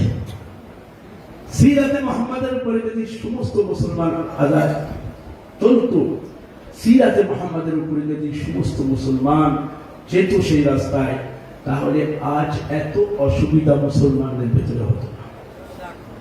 মুসলমানরা কি করেছে না, সিরাতে মুহাম্মাদকে বাদ দিয়ে কিভাবে বুঝবো সিরাতে মুহাম্মাদ নিয়েছে? আপনি আজ দুনিয়ায় দেখেন সিরাতে, আমি একটাই কথা বলি সর্বসময় মনে রাখবেন, এটাই সিরাতে মুহাম্মাদের উপরে যদি সমস্ত মুসলমান আমল করত তাহলে আজ মুসলমানদের ভিতরে এত ফিরকাবাজি হতো না। সিরাতে মুহাম্মাদের উপরে আমল না করার কারণে আজ মুসলমানদের ভিতরে আচ্ছা কোন সিরাতকে আপনি নেবেন? পয়গম্বর আকরাম সাল্লাল্লাহু আলাইহি ওয়া আলিহি ওয়াসাল্লাম। মনে করেন উদাহরণ সহ এই গ্রামে 3-4টি মসজিদ আছে, এই গ্রামে 3-4টি মসজিদ থাকার কারণে দেখা যাচ্ছে কোন এক আনজান ব্যক্তি, অচেনা ব্যক্তি এই মসজিদের ভিতরে ঢুকলো, ঢোকার পরে দেখছে যে এখানে নামাজ হচ্ছে, এখানকার নামাজের তরিকা আরেক মসজিদে গিয়েছে, সেখানে নামাজের তরিকা আর এক রকম, আর এক মসজিদে গিয়েছে সেখানে নামাজের তরিকা আর এক রকম। আপনি বলেন সিরাতে মুহাম্মদ কি বিভিন্ন রকমের? সিরাতে মুহাম্মদ কি বিভিন্ন রকমের? সিরাতে মুহাম্মদ বিভিন্ন রকমের নয়, কিন্তু এই এদের কাছে যদি জিজ্ঞাসা করি তাহলে এরাও একথাই বলবে আমরা সিরাতে মুহাম্মাদের উপরে আমল করছি। ওই মসজিদে যাওয়ার পরে যদি জিজ্ঞাসা করা হয় এমন করে কেন পড়ছো, তাই একথাই বলবে যে আমরা সিরাতে মুহাম্মাদের উপরে আমল করছি। আর একটা মসজিদে যদি জিজ্ঞাসা করা হয় তার এক কথাই বলবে আমরা সিরাতে মুহাম্মাদের উপরে আমল করছি। পরিষ্কার আপনাদের কাছে জিজ্ঞাসা করতে চাই যে সিরাতে মুহাম্মাদের উপরে কারা আমল করছে? সবাই তো দাবিদার। আপনি কি বলতে পারবেন যে ওরা আমল করছে না? ওরা কি বলতে পারবে যে আপনারা আমল করছেন না? কিন্তু বেশিরভাগ এমনই দেখা যায় এরা ওদেরকে বলে না আমল করছে না, ওরা এদেরকে বলে না আমল করছে না। কারণটা কি? কারণটা এই জন্য এরা ওদেরকে বলছে আর ওরা এদেরকে বলছে। সিরাতে মুহাম্মদ একরকমই হয়, আলাদা আলাদা হয় না। হযরত মুহাম্মদ যদি নামাজ পড়ে থাকে তাহলে একই রকমের পড়েছে, রোজা যদি রেখে থাকে একই রকমের রেখেছে, হজ যদি করে থাকে একই রকমই করেছে। তাহলে আলাদা আলাদা কিসের? আলাদা আলাদা। এই জন্য মুহাম্মাদের সিরাত কার ভিতরে পাবেন? মুহাম্মাদের মৃত্যুর পরে। মুহাম্মাদের সিরাত পাবেন মুহাম্মাদের মৃত্যুর পরে। আলী ইবনে আবি তালিব ও পঞ্চতন পাকের ভিতরে যারা পঞ্চতন পাককে ছেড়ে দিয়েছে তারা মুহাম্মাদের সিরাত ছেড়ে দিয়ে হাত বেঁধে নামাজ পড়েছে। যারা পঞ্চতন পাক এর উপরে আমল করেছে, সিরাতের উপরে আমল করেছে, তারা রাসূল যেভাবে পড়েছিল সেইভাবেই পঞ্চতন পাক দেখিয়ে দিয়েছে। আজ আলহামদুলিল্লাহ 72 নয় 73 ফিরকা, কিন্তু এক ফিরকা জান্নাতি। তার কারণ কি? তার কারণ অন্য কিছু নয়, তার কারণ হচ্ছে এটাই, এরা সঠিকভাবে সিরাতে মুহাম্মাদের উপরে আমল। বাকি লোকগুলো সিরাতে মুহাম্মাদের উপরে আমল করতে পারছে না, কিন্তু দাবিদার এটাই যে না আমরাও সিরাতে মুহাম্মাদের উপরে আমল করছি। আপনি দেখেন এ টু জেড আমলগুলোর ভিতরে সিরাতে মুহাম্মদ মাশাআল্লাহ মাশাআল্লাহ এমন তো ছিল না। মুহাম্মদ এক সময় হাত বেঁধে নামাজ পড়েছে, তাও আবার হাত বেঁধে বাধার মধ্যে বিভিন্ন ফিরকা আছে। যদি 4 জন ইমাম থাকে 4 রকম। মুহাম্মদ এই কথা কখনো বলেনি যে আমার পরে যদি 4 জন ইমাম হয় 4 রকম হাত বেঁধে নামাজ পড়বে, 4 রকম ভাবে রোজা খুলবে। মুহাম্মদ আরবি এই কথা বলেনি। মুহাম্মদ এই কথাই বলেছে যে আমার পরে যদি হাজারো ফিরকা হয় তাহলে মনে রাখবে একই ধরনের আমল করবে। এই জন্য বোঝা যায় এটাই আলহামদুলিল্লাহ আহলে বাইতের এখানে শিয়া ইসনা শরীদের এখানে 12 ইমাম, কিন্তু একই সিরাত। ওখানে 4 জন ইমাম, কিন্তু সিরাত আলাদা আলাদা। তাকবীর! নারে তাকবীর! নারে তাকবীর! নারে রিসালাত! ইয়া রাসূলুল্লাহ! নারে রিসালাত! ইয়া রাসূলুল্লাহ! নারে হায়দারি! ইয়া আলী! জিন্দাবাদ! নারে জামানা! জিন্দাবাদ! নারে জামানা! জিন্দাবাদ! নারে রিসালাত! আজ সারা বিশ্বের মুসলমানদের এমন অবস্থা কেন? এমন অবস্থা কেন সারা বিশ্বের? আগে মাওলানা সাহেব বলছিল আমরা দ্বীনে ইসলামকে নিয়েছি 4 মতলবের জন্য, নিজের মতলবের জন্য দ্বীনে ইসলামকে নিয়েছি। রাসূল করিম সাল্লাল্লাহু আলাইহি ওয়া আলিহি ওয়াসাল্লামের সিরাতের উপরে আমরা কজন আমল করছি? ইয়াকিনান নিঃসন্দেহে যে রাসূল করিম যে সিরাত, যে চরিত্র আমাদের দিয়ে গিয়েছে, যদি আমরা কোরআন খুলে দেখি, খালি কোরআন হাদিসের সাহায্য পরে যদি আমরা কোরআন খুলে দেখি, তাহলে সেই সিরাতগুলো, সেই চরিত্রগুলো যদি আমরা, সেই আখলাকগুলো যদি আমরা বুঝি, তাহলে আমাদের ইসলামের জন্য এটাই যথেষ্ট হবে। কিন্তু আজ সেটা আমরা বুঝছি না। মতলব এটাই যে রসুলে, আমি এটা জানি না, রসুলে করিমের সিরাত ভুলে সুরত নিয়ে নিয়েছে, সিরাত ভুলে গিয়েছে, সুরত নিয়ে নিয়েছে। রসুলে করিমের সুন্নাত, রসুলে করিম মিসওয়াক কিভাবে করেছে সেটা তো মনে আছে, আয়না কিভাবে করেছিল সেটা দেখেছিল সেটা মনে আছে, রসুলে করিম কিভাবে মাথা আঁচড়েছিল সেটা মনে আছে, মসজিদে কিভাবে যেতে হয় সেটা মনে আছে। এই সমস্ত রসুলে করিমের এই সিরাত গুলো খুব মনে আছে। কিন্তু আমি একটাই কথা বলি, এই সিরাত নয়, রসুলে করিমের সূরাত গুলো মনে আছে, সিরাত গুলো মনে নেই। সিরাত যদি মনে থাকে আলীর চাহনেওয়ালা ও রসুলের চাহনেওয়ালাদের মনে আছে, ওরা সিরাত ভুলে সূরাত দিয়ে নিয়েছে। এই জন্য ওদের অবস্থা এমনই। এখানে সূরাত যদিও ভুলে গিয়ে থাকি, সিরাত মনে আছে। যার সিরাত মনে থাকবে সে কখনো গুমরাহ হয় না, সে কখনো পথভ্রষ্ট হয় না। এই জন্য 72 ফিরকা পথভ্রষ্ট, এক ফিরকা পথভ্রষ্ট নয়। তার কারণ হচ্ছে কি, এরা সিরাতে রসুলের উপরে আমল করতে শিখেছে। এরা রাসূল করিম সাল্লাল্লাহু আলাইহি ওয়াসাল্লাম কিভাবে চলেছে তার উপরে আমল করতে শিখেছে। আর যদি আলহামদুলিল্লাহ আমরা কিছুই না তারপরে যদি আমল করি তাহলে আমাদের দ্বীনও ভালো হবে, দুনিয়াও ভালো হবে। আপনারা চান না যে আপনাদের দ্বীনও ভালো হোক, দুনিয়াও ভালো হোক? দ্বীন ও দুনিয়ার ভালোর জন্য ওই সমস্ত ব্যক্তিরা ইয়াকিনান জ্ঞানী নয় কি যারা খালি দুনিয়ার পিছনে ছুটে, তারাই জ্ঞানী যারা দুনিয়ার সাথে সাথে আখিরাতের পিছনে ছুটে। এই জন্য আমাদের কর্তব্য হচ্ছে এটাই যে দুনিয়ায় থাকাকালীন আমাদের কর্তব্য আখিরাতকে কিভাবে শুধরাবো। আকলবান ব্যক্তি কিন্তু এটাই বলবে যে আখিরাত আমাদের কিভাবে শুধরাবে। মনে করেন উদাহরণ সহ যে একজন ব্যক্তি আপনাদের এখান থেকে বাইরে গিয়েছে ইনকাম করার জন্য, বাইরে ইনকাম যেখানে গিয়েছে করার জন্য সেখানে যা কিছু টাকা পেত খেয়ে দিয়ে সবকিছু পরিষ্কার করে 2 বছর পরে যদি সে বাড়িতে ফেরে আর কোনো কিছুই না নিয়ে আসে তাহলে আপনারা তাকে কি বলবেন? বেকুব বলবেন কি বলবেন না? বোকা বলবেন কি বলবেন না? বেকুব ও বোকা আদমি বলবেন। কারণ কি? তাকে বিদেশে পাঠিয়েছে এই জন্য যে সেখান থেকে ইনকাম করে কিছু নিয়ে আসবে, বাড়িতে এসে দেশে এসে নিজে একটা বাড়ি বানাবে, সুন্দর একটা মহল বানাবে। এই জন্য তো তাকে নাকি ওখানে খেয়ে ওখানে সবকিছু সেরে দিয়ে চলে আসবে। মনে রাখবে ওকে কেউ পছন্দ করবে না। 2 বছর বাইরে গিয়ে থেকেছে কিন্তু নিজের দেশের জন্য, নিজের জন্য, নিজের বাপ মার জন্য, নিজের পিতা মাতার জন্য কিছুই আনতে পারেনি। তাকে সবাই বলবে বেকুব, বোকা। ঠিক তেমনই একজন আমাদের এখানকার যদি বাইরে যায় আর কিছু না নিয়ে আসতে পারে তাহলে আমরা তাকে বোকা ও আহমাক বলি। ঠিক তেমনই আল্লাহর বান্দা আল্লাহ দুনিয়াতে পাঠিয়েছে, এখান থেকে যখন আখিরাতের দিকে যাব কিছুই যদি না নিয়ে যেতে পারি তাহলে আমরাও তো বেকুব ও বোকা। আপনি দুনিয়ায় কি জন্য এসেছেন? দুনিয়ায় আমরা এই জন্য এসেছি যে দুনিয়া পরীক্ষা, সারা জীবনের জন্য আপনি থাকার জন্য আসেননি। কেউ আছে এমন বলতে পারবে যে সারা জীবন থাকার জন্য আমি এই দুনিয়াতে এসেছি? না। আর আজকাল তো আরো সস্তা হয়ে গেছে এটাই, আরো সীমিত হয়ে গিয়েছে এটাই যে এই দুনিয়ায় আপনি কতদিন বাঁচবেন? বেশি দিন তো আপনি বাঁচবেন না। তাহলে এই দুনিয়ায় যখন বেশি দিন আপনি বাঁচবেন না তাহলে আপনার কর্তব্য এটাই নয় যে এই দুনিয়ায় কিছু না কিছু করি যার ফল আমি যেন আখিরাতে পাই। সমস্ত মুসলমানের কর্তব্য এটাই যে দুনিয়ায় এমন কিছু কাজ করা যাতে কাল ইয়াউমুল আখিরা, ইয়াউমুল কিয়ামা লজ্জিত না হতে হয়।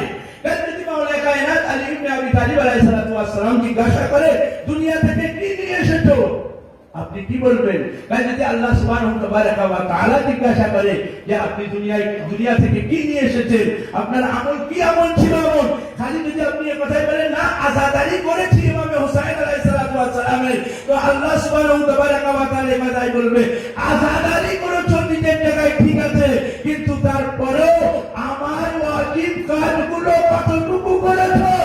আমার ওয়াজিব কাজের জন্য মসজিদ থেকে যখন আযান দেওয়া হতো তখন আযান শুনে বাড়ির দিকে যেতে না মসজিদের দিকে আসতে। যদি বাড়ির দিকে যেতে তাহলে মনে করবে তুমি আমল করতে পারোনি, আর যদি মসজিদের দিকে এসে থাকো তাহলে তুমি আমল করতে পেরেছো। এই জন্য আমাদের কর্তব্য হচ্ছে এটাই, আল্লাহর ফরমানের উপরে আমল করা। মনে রাখবেন ইমামত উসুলে দ্বীনের ভিতরে, নামাজ ফরজের দ্বীনের ভিতরে উসুলে দ্বীন আসল ইসলামের জড় ও আসল 5টি জিনিস ভিতের উপরে আছে। তার ভিতরে একটি হচ্ছে ইমামাত। যদি ইমামাত মজবুত থাকে তাহলে সবকিছু মজবুত হবে। নামাজ আপনি আদায় করবেন কোনো মানা নেই, কিন্তু খোদা না করুক এমন যেন না হয় যে ইমামাত ফরজে দ্বীনের উপরে কুরবান হবে, এটা কেউ চায় না। হামেশা আসলকে বাকি রাখার চেষ্টা করবেন। আসল হচ্ছে ইমামাত, নামাজ হচ্ছে ফরজে দ্বীনের ভিতরে দ্বীনের শাখা। শাখা কখন শাখা আসলের উপরে কুরবান হতে পারে, কিন্তু আসল শাখার উপরে কুরবান হতে পারে না। তার কারণ কি জানেন? তার কারণ হচ্ছে একটি উদাহরণ দিয়ে বোঝাতে চাই। সাল্লাল্লাহু মুহাম্মদ ওয়া আলি মুহাম্মদ। আরেকটু সরে আসেন, ওয়াল মুহাম্মদ ওয়া আলি মুহাম্মদ সালাওয়াত। শুনেছেন ইয়া আল্লাহ ইয়া আল্লাহ ইয়া আল্লাহ ইয়া আল্লাহ, শুনেছেন ওয়াল মুহাম্মদ ওয়া আলি মুহাম্মদ সালাওয়াত। এই জন্য আমাদের বক্তব্য আছে এটাই যে আসলকে কখনো হাতছাড়া করবেন না। আজ অন্য মুসহাবেরা কেন পথভ্রষ্ট হয়েছে, তার কারণ হচ্ছে এটাই যে আসল হি বাদ দিয়েছে। আপনি দেখেন, তাদের যদি জিজ্ঞাসা করা হয় আপনাদের অসুলের দিন কয়টি, তা কি বলবে? 4টি। তাওহীদ আর নবুয়ত, কিয়ামত, তাই তো? ইমামত বাদ গিয়েছে কিনা? ইমামত বাদ গিয়েছে। তার মানে এটাই कि इमामत के यदि बात दुआ है, अच्छा इमामतेर মতো যদি নবুয়তকে বাদ দিতে আর ইমামতকে নিয়ে নিতে, তাহলেও দিন পরিপূর্ণ হতো? তাহলেও দিন পরিপূর্ণ হতো না। কিয়ামতকে বাদ দেন। অনেকে তো বলে যা কিয়ামত হবে কি হবে না, এখন অত চিন্তা করতে গেলে দুনিয়ায় আর বাঁচা যায়? ওইভাবে চালাতো গাড়ি, যেভাবে চলে চলুক, তারপরে দেখলে হবে, হিসাব কিতাব পরে আসে। কিন্তু যদি আপনার মনে এটাই থাকে যে কাল কিয়ামত নেই, আপনার আমল ঠিক হবে তো? আপনার মনে যদি এটাই থাকে নবুয়ত বলে কোনো জিনিস ছিল না, তাহলে আপনার আমল ঠিক হবে তো? আপনার মনে যদি এটাই থাকে যে না আদলে ইলাহি কিছুই না, আল্লাহ আবার ইনসাফ করতে পারে নাকি, যদি এমন মনে হয় তাহলে কিন্তু আপনার সারা আমল, সমস্ত আমলগুলো কি হয়ে যাবে? বরবাদ হয়ে যাবে। এই জন্য আমল যাতে বরবাদ না হয়, তার জন্য আপনার কর্তব্য হচ্ছে এটাই যে আসলকে আসল মানো আর নকলকে নকল মানো। আসল হচ্ছে ইমামত, আসলকে বাদ দিয়ে, ইমামতকে বাদ দিয়ে 4জন খলিফা নিযুক্ত করেছো, নিজের তরফ থেকে যদি নিযুক্ত করো তাহলে মনে রাখবে একেই বলা হয় নকল। এমন ইমামকে মানো দুনিয়ায়ও কাজে আসবে, আখিরাতেও কাজে আসবে। এমন ইমামকে মেনো না যে দুনিয়াতে কাজে আসবে, আখিরাতে কাজে আসবে না। কিন্তু মনে রাখবেন শিয়া ইসনা শরীফ এমন ইমামদের মানে যে ইমাম দুনিয়াতেও কাজে আসে, আখিরাতেও কাজে আসে, কবরের পরেও কাজে আসবে।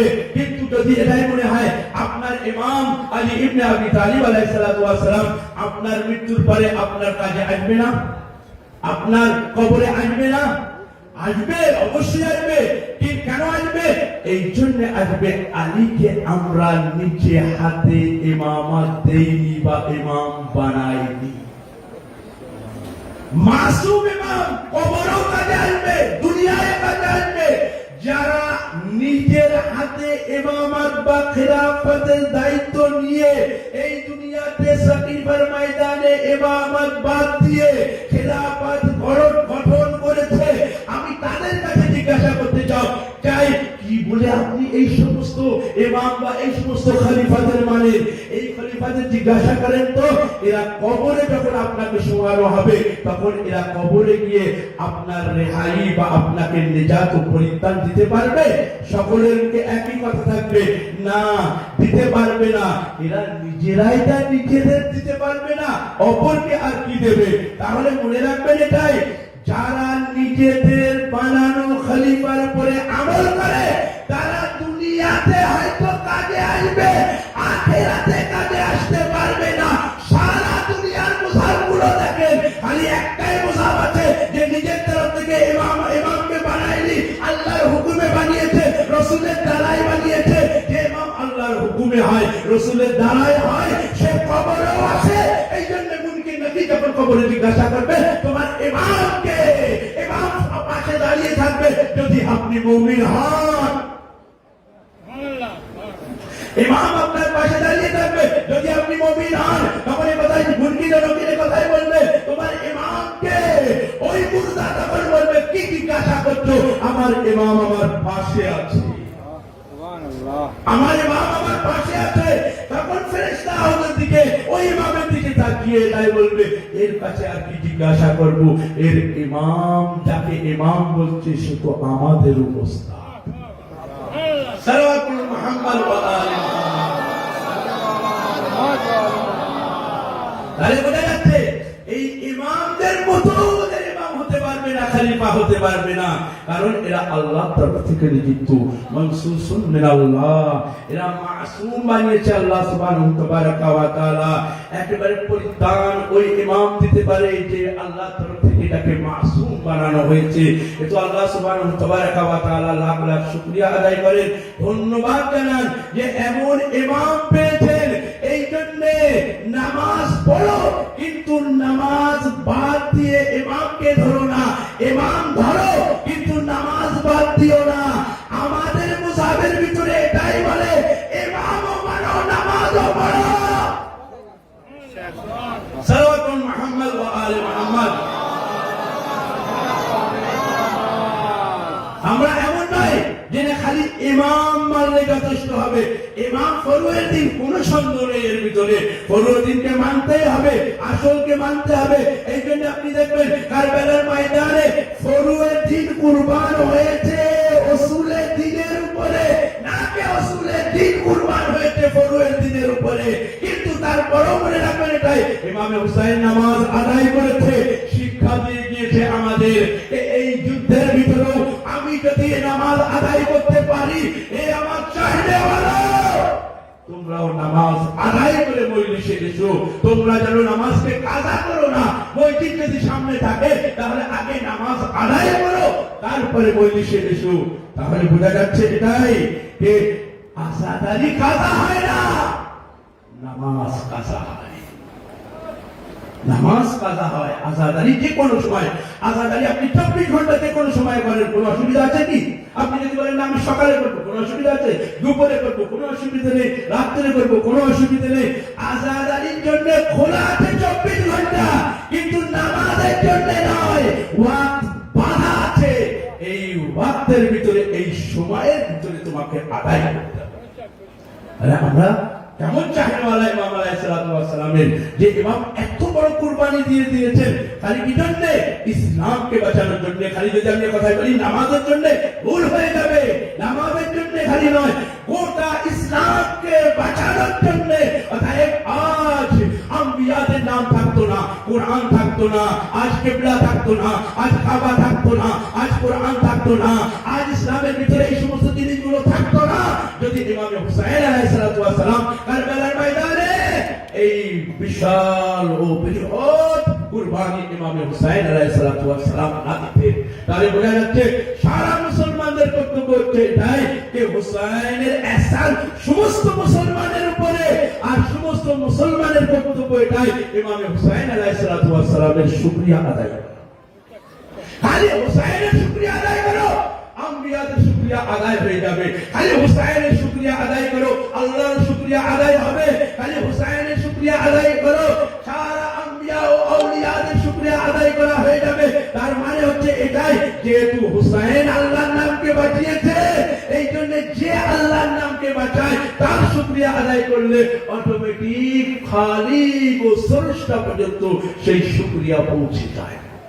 তাহলে আমাদের কর্তব্য এটা নয়, আমাদের কর্তব্য এটাই যে আমরা রাসূল করিম সাল্লাল্লাহু আলাইহি ওয়া সাল্লামকে কেমন মেনেছি দেখতে হবে না। এই রাসূল করিমকে মানতে পেরেছি, সঠিকভাবে মানতে পারিনি। আমরা রাসূলকে সাধারণ মানুষের মতো যদি মনে করি মাশাআল্লাহ মাশাআল্লাহ, তো এটাই কি রাসূল ইসলাম? খালি বলে রাখবেন ইসলাম লিবাস এবং কাপড় পরিবর্তন করার নাম নয়। যে টুপি পরে নিলাম মাথায়, পায়জামাকে উঁচু করে দিলাম, এর নাম ইসলাম নয়। ইসলাম হচ্ছে কিরদারকে পরিষ্কার করা। ইসলাম নাম হচ্ছে চরিত্রকে পরিষ্কার করা। ইসলাম নাম হচ্ছে চরিত্রকে পরিষ্কার করে সঠিক মাকসাদ ও উদ্দেশ্য পর্যন্ত পৌঁছানো, তার নাম হচ্ছে ইসলাম। তাহলে বলে যাচ্ছে তাই যে ইসলাম খালি আল্লাহু আকবার করে মসজিদে গেলে তার নাম ইসলাম নয়। কিন্তু তার মানে এটা নয় যে আপনি সেখানেও যাবেন না। আপনাকে বলছি না, আপনি বুঝতে পেরেছেন অবশ্যই যে ইসলাম ওর নাম নয় খালি নামাজ নামাজ আর নামাজ না। ইসলাম নাম হচ্ছে ইসলামকে বোঝা, ইসলাম নাম হচ্ছে শান্তির।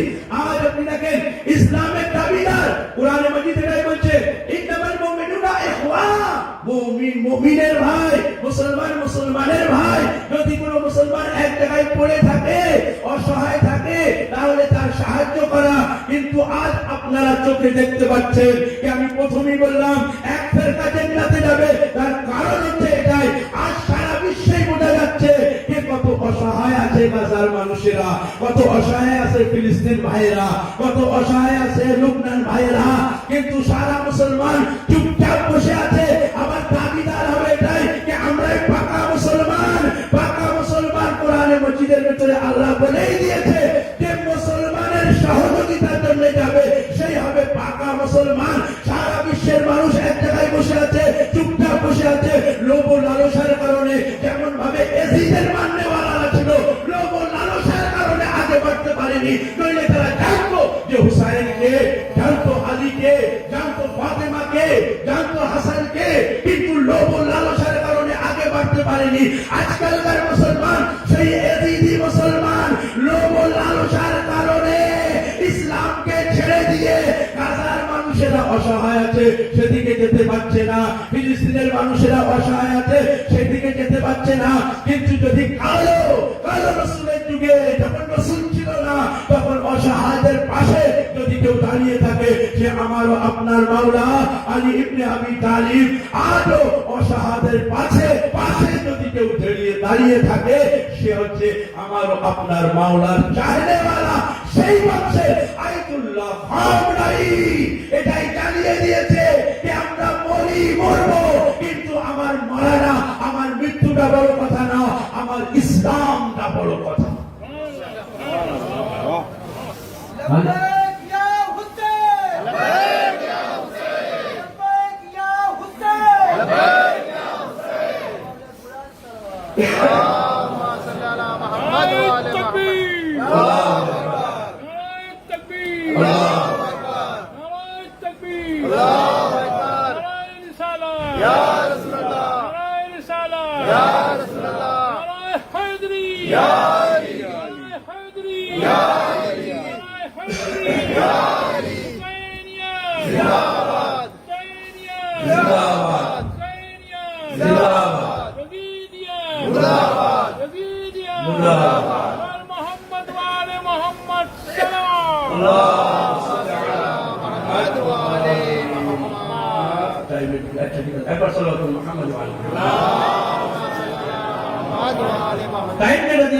শেষের দিকে আমি মুসাইয়ের দিকে আসছি, তাহলে বলে যাচ্ছে এটাই যে আজ সারা বিশ্বে মুসলমানেরা দাবিদার যে আমরা ইসলাম রাখি, কিন্তু মনে রাখবেন কোরআনে মজিদের আগে তো আপনি যেতে পারবেন না।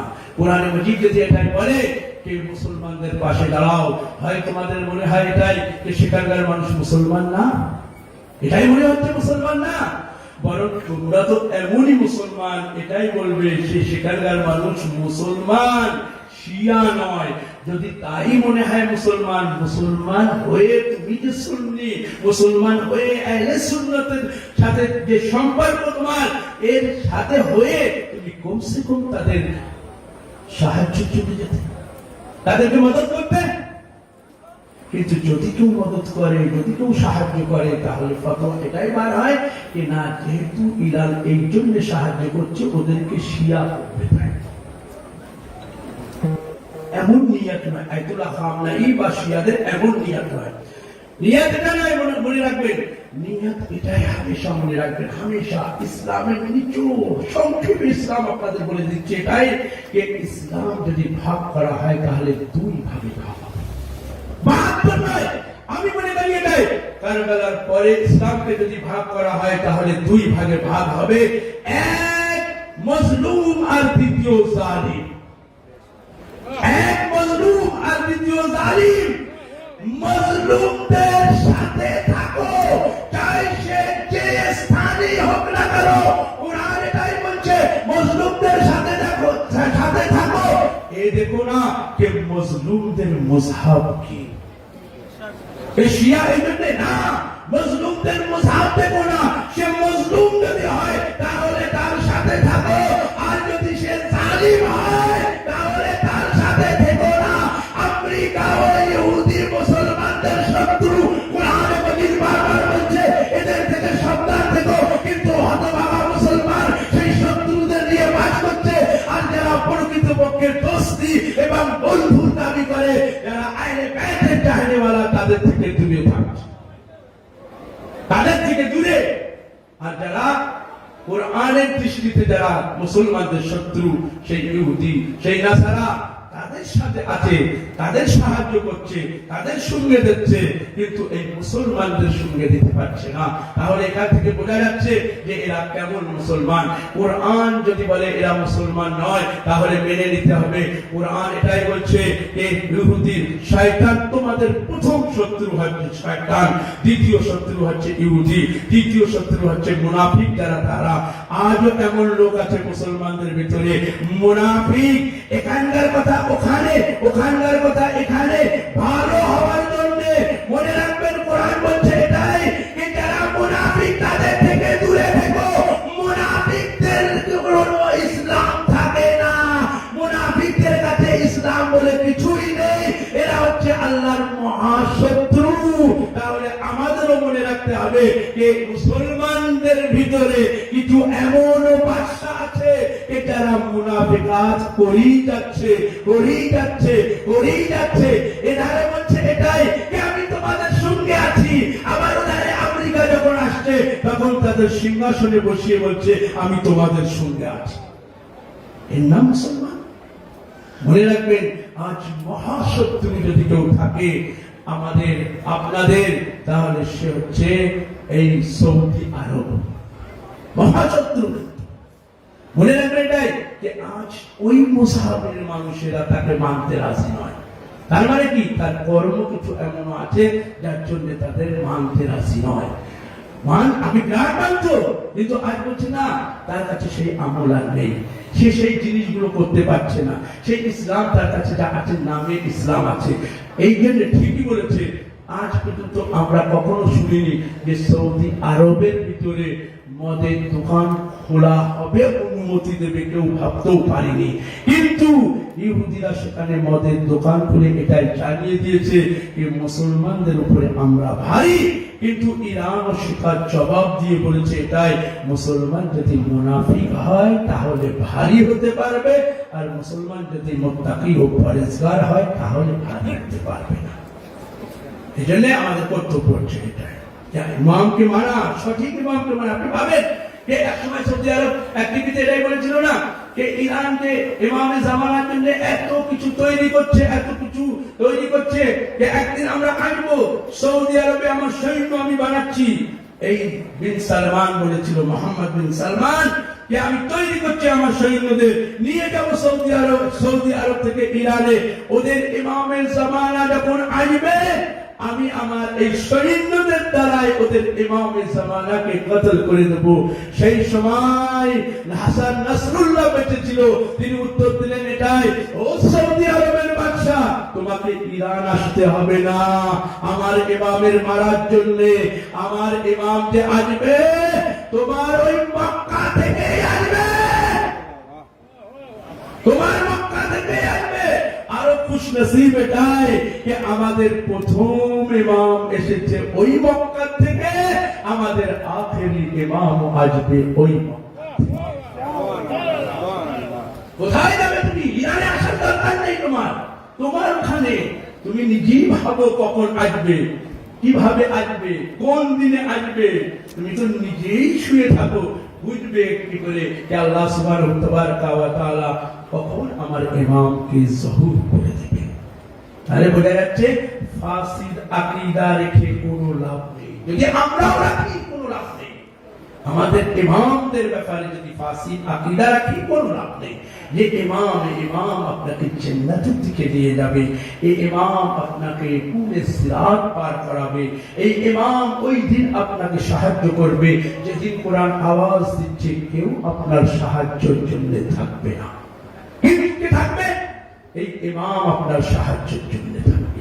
এই জন্যে আমাদের কর্তব্য এই ইমামের সিরাতের উপরে চলা, এই রসুলের সিরাতের উপরে চলা, এই রসুলকে মানা।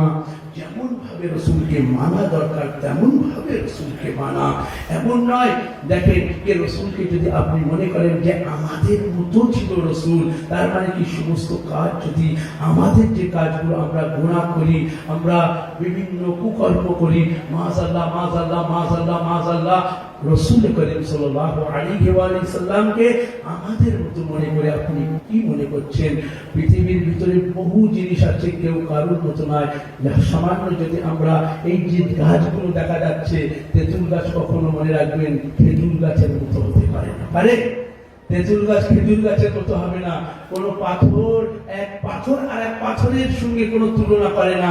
ফিরোজা পাথর আকিকা পাথর হতে পারে না। ঠিক তেমনি এক উদ্ভিদ, যেমন বললাম লাকড়ি বা এক কাঠ আর এক কাঠের মতো হতে পারে না। ঠিক তেমনি মনে রাখবেন এটাই, যদি লাকড়ি কাঠ আর এক কাঠের মতো না হতে পারে, আর যদি পাথর আর এক পাথরের মতো না হতে পারে, তাহলে এই ইনসান আর এক ইনসানের মতো কেমন ভাবে হতে পারে? কেমন ভাবে বলতে পারে যে না রাসূল পাক সাল্লাল্লাহু আলাইহি ওয়া সাল্লাম আমাদের মতো? মাশাআল্লাহ, হাজার বার তওবা করবেন। আল্লাহ সুবহানাহু ওয়া তাআলা রাসূল করিম সাল্লাল্লাহু আলাইহি ওয়া সাল্লামকে একেবারে মুকাম্মাল বাশার ও ইনসান বানিয়ে আর মাসুম বানিয়ে এই দুনিয়াতে পাঠিয়েছে। এই জন্য বলা হয়েছে যে রাসূলের পেরবি করো। বারে সিরাতে রাসূলের উপরে আমল করতে গেলে তিনটে জিনিস হামেশা সামনে আসবে। প্রথম এটাই আসবে, সিরাতে নবী আপনি পাবেন কোথা থেকে? আজকালকার মুসলমানদের কাছ থেকে আপনি পাবেন না। কোথা থেকে পাবেন আপনি? সিরাতে রাসূল। সিরাতে রাসূল পেতে গেলে তিনটি ভাগ করতে হবে। হয় সিরাতে রাসূল আপনাকে সাহাবীদের কাছ থেকে নিতে হবে, নইলে সিরাতে রাসূল আপনাদের নিতে হবে কার কাছ থেকে? আলে মুহাম্মাদের কাছ থেকে নিতে হবে। এবারে আপনি বলেন আর কেমন ঠিক বলে? এবারে আপনি বলেন সিরাতে নবী যদি আপনি সাহাবীদের কাছ থেকে নেন, কোরআনে মাজিদ বলছে এটাই সমস্ত সাহাবী সমান নয়। সাহাবীদের ভিতরে কিছু সাহাবী এমনও আছে যারা জাহান্নামে যাবে, নেই কোরআনে? তাহলে বোঝা যাচ্ছে এটাই যে সাহাবীদের কাছ থেকে আপনি সিরাতে নবী নিতে পারবেন না। সিরাতে নবী নিতে গেলে কার কাছে যেতে হবে? কিন্তু আজ হাদিস এটাই, আর সেই হাদিস নকল হাদিস তৈরি করে বাজারে এমন ভাবে ছড়িয়ে দিয়েছে যে মনে হবে যেন এটাই আসল হাদিস। বলছে রাসূল করিম সাল্লাল্লাহু আলাইহি ওয়া সাল্লাম বললেন, আসহাবি কান নুজুম, আমার সাহাবীগণ আসমানের সিতারার মতো, নক্ষত্রের মতো। এর ভিতরে যে কোনো একজনের ধরবে তুমি হেদায়েত প্রাপ্ত হবে। এই হাদিসটি আমি দেখলাম না বুখারীর ভিতরে এই হাদিসটি আছে, না সুনান ইবনে মাজাহর ভিতরে এই হাদিসটি আছে, না তিরমিজির ভিতরে এই হাদিসটি আছে, না আহলে সুন্নাত ওয়াল জামাআতের সহিহ সিত্তার ভিতরে এই হাদিসটি আছে। 6টি পুস্তক বিখ্যাত, তার ভিতরে এই হাদিসটি নেই। হ্যাঁ, এই হাদিসটি আছে, কিন্তু তার নাম দিয়েছে অন্য একটি পুস্তকের ভিতরে। তাহলে বোঝা গেল এটাই যে যে কোনো সাহাবীকে যদি ধরা হয় তাহলে হেদায়েত প্রাপ্ত হওয়া যাবে। আপনি বলেন ওই সাহাবীকে যদি ধরা হয় কে যে মাওলায়ে কায়নাতকে 70 বছর ধরে গালাগালি দিয়েছিল মেম্বার থেকে, তাকে যদি ধরা হয় তাহলে কি হেদায়েত পাওয়া যাবে? যাবে, তাহলে হেদায়েত পাওয়া যাবে। ওই সাহাবী যে আরেকজন সাহাবীকে হত্যা করেছিল, তাকে যদি ধরা হয় তাহলে কি হেদায়েত পাওয়া যাবে? কুরআন বলছে না। তাহলে যেখানে কুরআন বলছে না, তার মানে বুঝতে হবে এটাই এই হাদিস জাল হাদিস, নকল হাদিস। সব সাহাবী সমান নয়, বুঝতে হবে। কোরআন খুলতে হবে, কোরআনের আয়াতগুলো দেখতে হবে, তাফসীর দেখতে হবে, শানে নজুল দেখতে হবে। আসেন আমি দেখাচ্ছি আপনাদের যে আছে কি না আছে। তাহলে বোঝা যাচ্ছে এটাই যে সাহাবীদের মানলে আপনি রাসূল করিমের চরিত্র পাবেন না। রাসূল করিমের চরিত্রের ভিতরে এটা ছিল না যে রাসূল করিম কাউকে হত্যা করেছে। পাবে আজ পর্যন্ত কোন হাদিসে? মাশাআল্লাহ, মাশাআল্লাহ। রাসূল করিমের চরিত্র এটা নয়, সাহাবীদের চরিত্র এটা হতে পারে যে কাউকে হত্যা করে হয়তো জান্নাতে যাবে, কিন্তু রাসূল করিমের সিরাত এটাই নয়। রাসূল করিমের সিরাত পেতে গেলে কার কাছে যেতে হবে? আপনারা নিজেরাই বুঝতে পেরেছেন। আলে মুহাম্মদ সাল্লাল্লাহু আলাইহি ওয়া সাল্লাম। জানেন আজ আমরা আলহামদুলিল্লাহ এখানে বসে আছি, সেই আলে মুহাম্মদের কাছে সঠিক চরিত্র। ইমামে আলী নেন, ইমামে হাসান নেন, ইমামে হুসাইন নেন, মা ফাতেমা জাহরা সালামুল্লাহ আলাইহা নেন। এদের কাছে আপনি পাবেন রসূলের জিনিস। এই জন্যে যখন মাওলায়ে কায়নাত আলী ইবনে আবি তালিব আলাইহিস সালাম চলতো, তখন সবাই এই কথাই বলতো যে মনে হচ্ছিল রসূল করিম সাল্লাল্লাহু আলাইহি ওয়াসাল্লাম।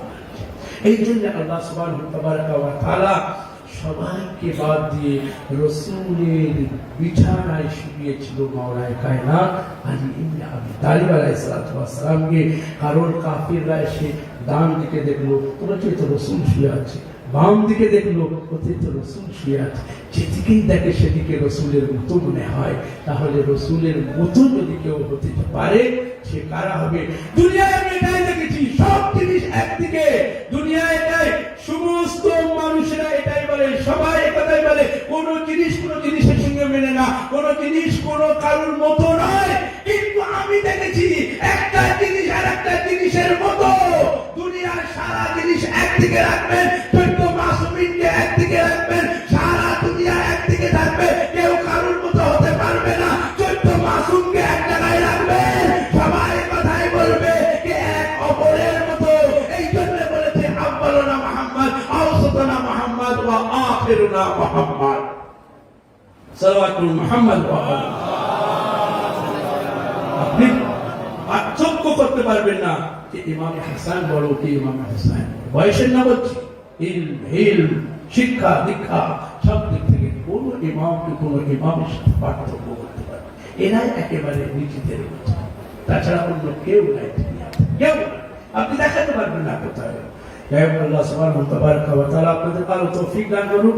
রাসূল সাহেবের দিকে আসছি, এপিনা নিঃসন্দেহে জায়গায় জায়গায় 40-এর আয়োজন হচ্ছে। আপনারা 40-এ যাচ্ছেন, মাওলা ইমাম হুসাইন আলাইহিস সালামের জন্য চোখের অশ্রু হয়েছেন। মসাইবে হযরত ইমাম হুসাইন আলাইহিস সালাম শুনছেন। এপিনা নিঃসন্দেহে ইমাম হুসাইন আলাইহিস সালামের উপরে যে মুসিবত কারবালার ময়দানে পড়েছিল, এপিনা এমন মুসিবত কারোর উপরে পড়েনি, এমন মুসিবত কখনো কারোর উপরে পড়েনি যেমন মুসিবত ইমাম হুসাইন শহীদানে কারবালা আলাইহিস সালামের উপরে পড়েছিল। এমন মুসিবত, আল্লাহু আকবার, কার মুসিবত আমরা বয়ান করব? ইমাম হুসাইন আলাইহিস সালামের মুসিবত বয়ান করব, জনাবে আলী আসগরের মুসিবত বয়ান করব, জনাবে আলী আকবরের মুসিবত বয়ান করব, জনাবে কাসিমের মুসিবত বয়ান করব, কার মুসিবত বয়ান করব। বিভিন্ন জায়গায় কখনো 18 বনি হাশিম হচ্ছে, সমস্ত মুসাইবগুলো শুনছেন। কখনো 72 শহীদানে কারবালার তাবুত বার করা হচ্ছে, সেখানে আপনারা মুসাইবগুলো শুনছেন। কখনো মুসাইবরাই শুনছেন যে আলী আকবরের মুখ থেকে ইমাম হুসাইন বাদশা বার করেছিল যে হুসাইন কখনো কোন জায়গায় এই সাহায্য চায়নি, কিন্তু জওয়ান বেটা আলী আকবরের মুখে যখন বর্ষা লেগেছিল আর আলী আকবর যখন বলেছিল বাবা আমার সাহায্যের জন্য এসো, ইমাম হুসাইন দ্রুত চলে গেলেন আলী আকবরের সাহায্যের জন্য। নেওয়ার পরে কি দেখছে? আলী আকবর জমিনে কারবালার উপরে ছটফট করছে। জনাবে ইমাম হুসাইন আলাইহিস সালাম আলী আকবরকে জিজ্ঞাসা করলেন, বেটা আলী আকবর, আরে কোন ওসিয়াত? জনাবে আলী আকবর বললেন, বাবা আগে বুকের বর্ষা পার করে দিন বাবা, সহ্য করতে পারছি না। জনাবে ইমাম হুসাইন আলী আকবর যেমন জওয়ান বেটার মুখের থেকে বর্ষা পার করা মুখের কথা নয়, কিন্তু হুসাইন এক হাঁটু জমিনের উপরে 2 হাত দিয়ে বর্ষাকে ধরলেন, একবার কুফা একবার নেজাফের দিকে তাকালেন আর বললেন, মাওলা এ বাবা খায়বার জয় করা শোন, বাবা খায়বার জয় করা শোন, এ বাবা আজ একবার এসে দেখো সুন্দরিয়া গ্রামে আলী আকবরের মুসাইব, যেখানে কিনার আজ আমার মায়ের হাতে বসে আছে, জনাবে ফাতেমা জাহরা সালামুল্লাহ আলাইহা এসেছে রুমাল নিয়ে, এ বিবি জন্য বললো রোমাল নিয়ে এসেছি আমার আদালতের চোখের অশ্রু নেবো। আল্লাহু আকবার। জনাবে সাকিনা এসেছে, জনাবে ফাতেমা জাহরার সাথে সাথে জনাবে বিবি যায়েনব সালামুল্লাহ আলাইহা এসেছে। আল্লাহু আকবার। ওর বিবির পাশে বসে আছে, আর এদিকে আমাদের আদালতের ভাইদের পাশে আমার যুগের ইমাম এসেছে মুসাইব শোনার জন্য। আল্লাহু আকবার। ইমামে হুসাইন দুই হাত দিয়ে একবার নেজাবের দিকে তাকিয়ে বললেন, ইয়া আলীর মাদাদ আজিজ আলী আকবরের কলিজা তো পার হলো না।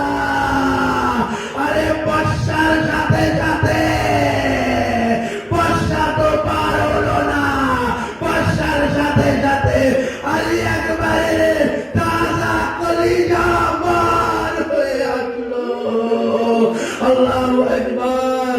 জনাবে যায়েনব সালামুল্লাহ আলাইহা নিজের সন্তানদের জন্য কাঁদেননি কারবালার ময়দানে। এ ওয়াহিদ বিবি জনাবে রবাব হামেশা হুসাইনের জন্য কেঁদেছে।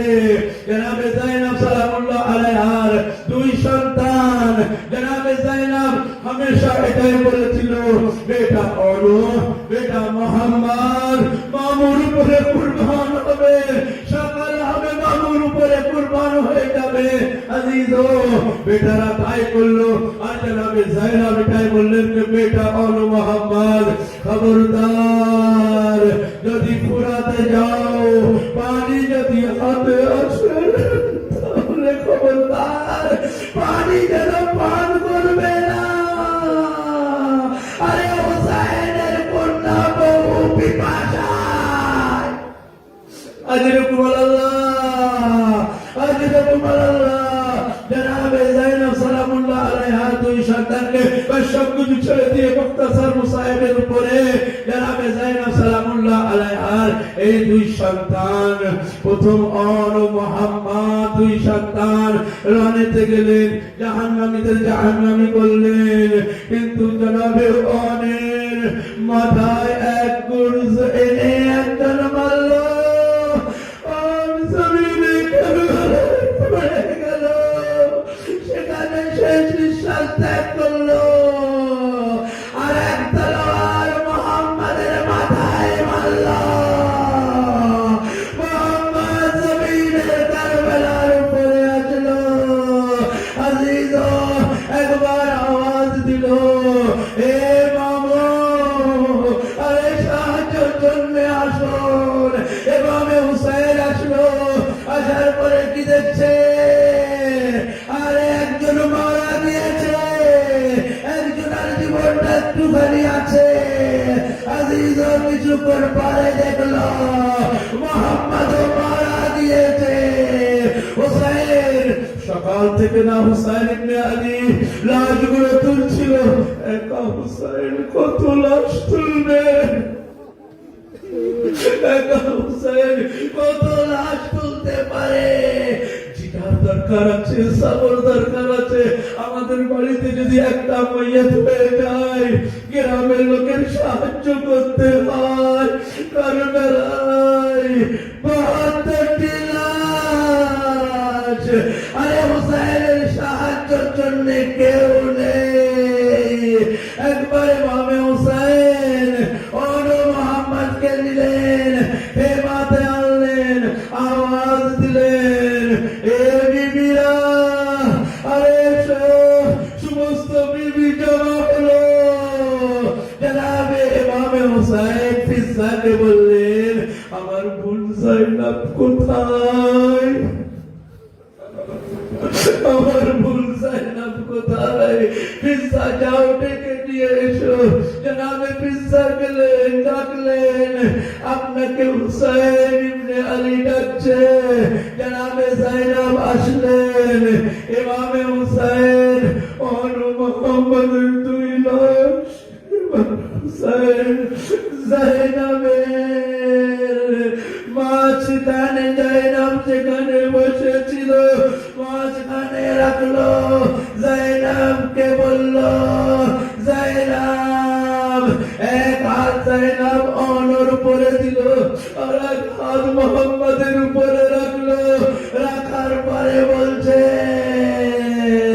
এ মোহাম্মদ, আরে আমার ভাইয়ের যদি আর দরকার হয় সাহায্য কাকে দেব? জাইনাবের কাছে তো আর কিছুই নেই। আল্লাহু আকবার। এই জাইনাবকে যখন হাতে হাত করি, জাইনুল আবেদিনকে হাতে হাত করি, জাইনাবকে যখন একই রশ্মিতে বেঁধে কারবালার উপর দিয়ে নিয়ে যাওয়া হচ্ছে, জানাবে জাইনাব দেখলেন দুই বাচ্চার লাশ পড়ে আছে। আরে মার কি ইচ্ছা হয় না দাফন করার? মার কি ইচ্ছা হয় না বাচ্চা দুটোর একটু দেখি? আল্লাহু আকবার। কিন্তু জানাবে জাইনাবের হাত বাঁধা।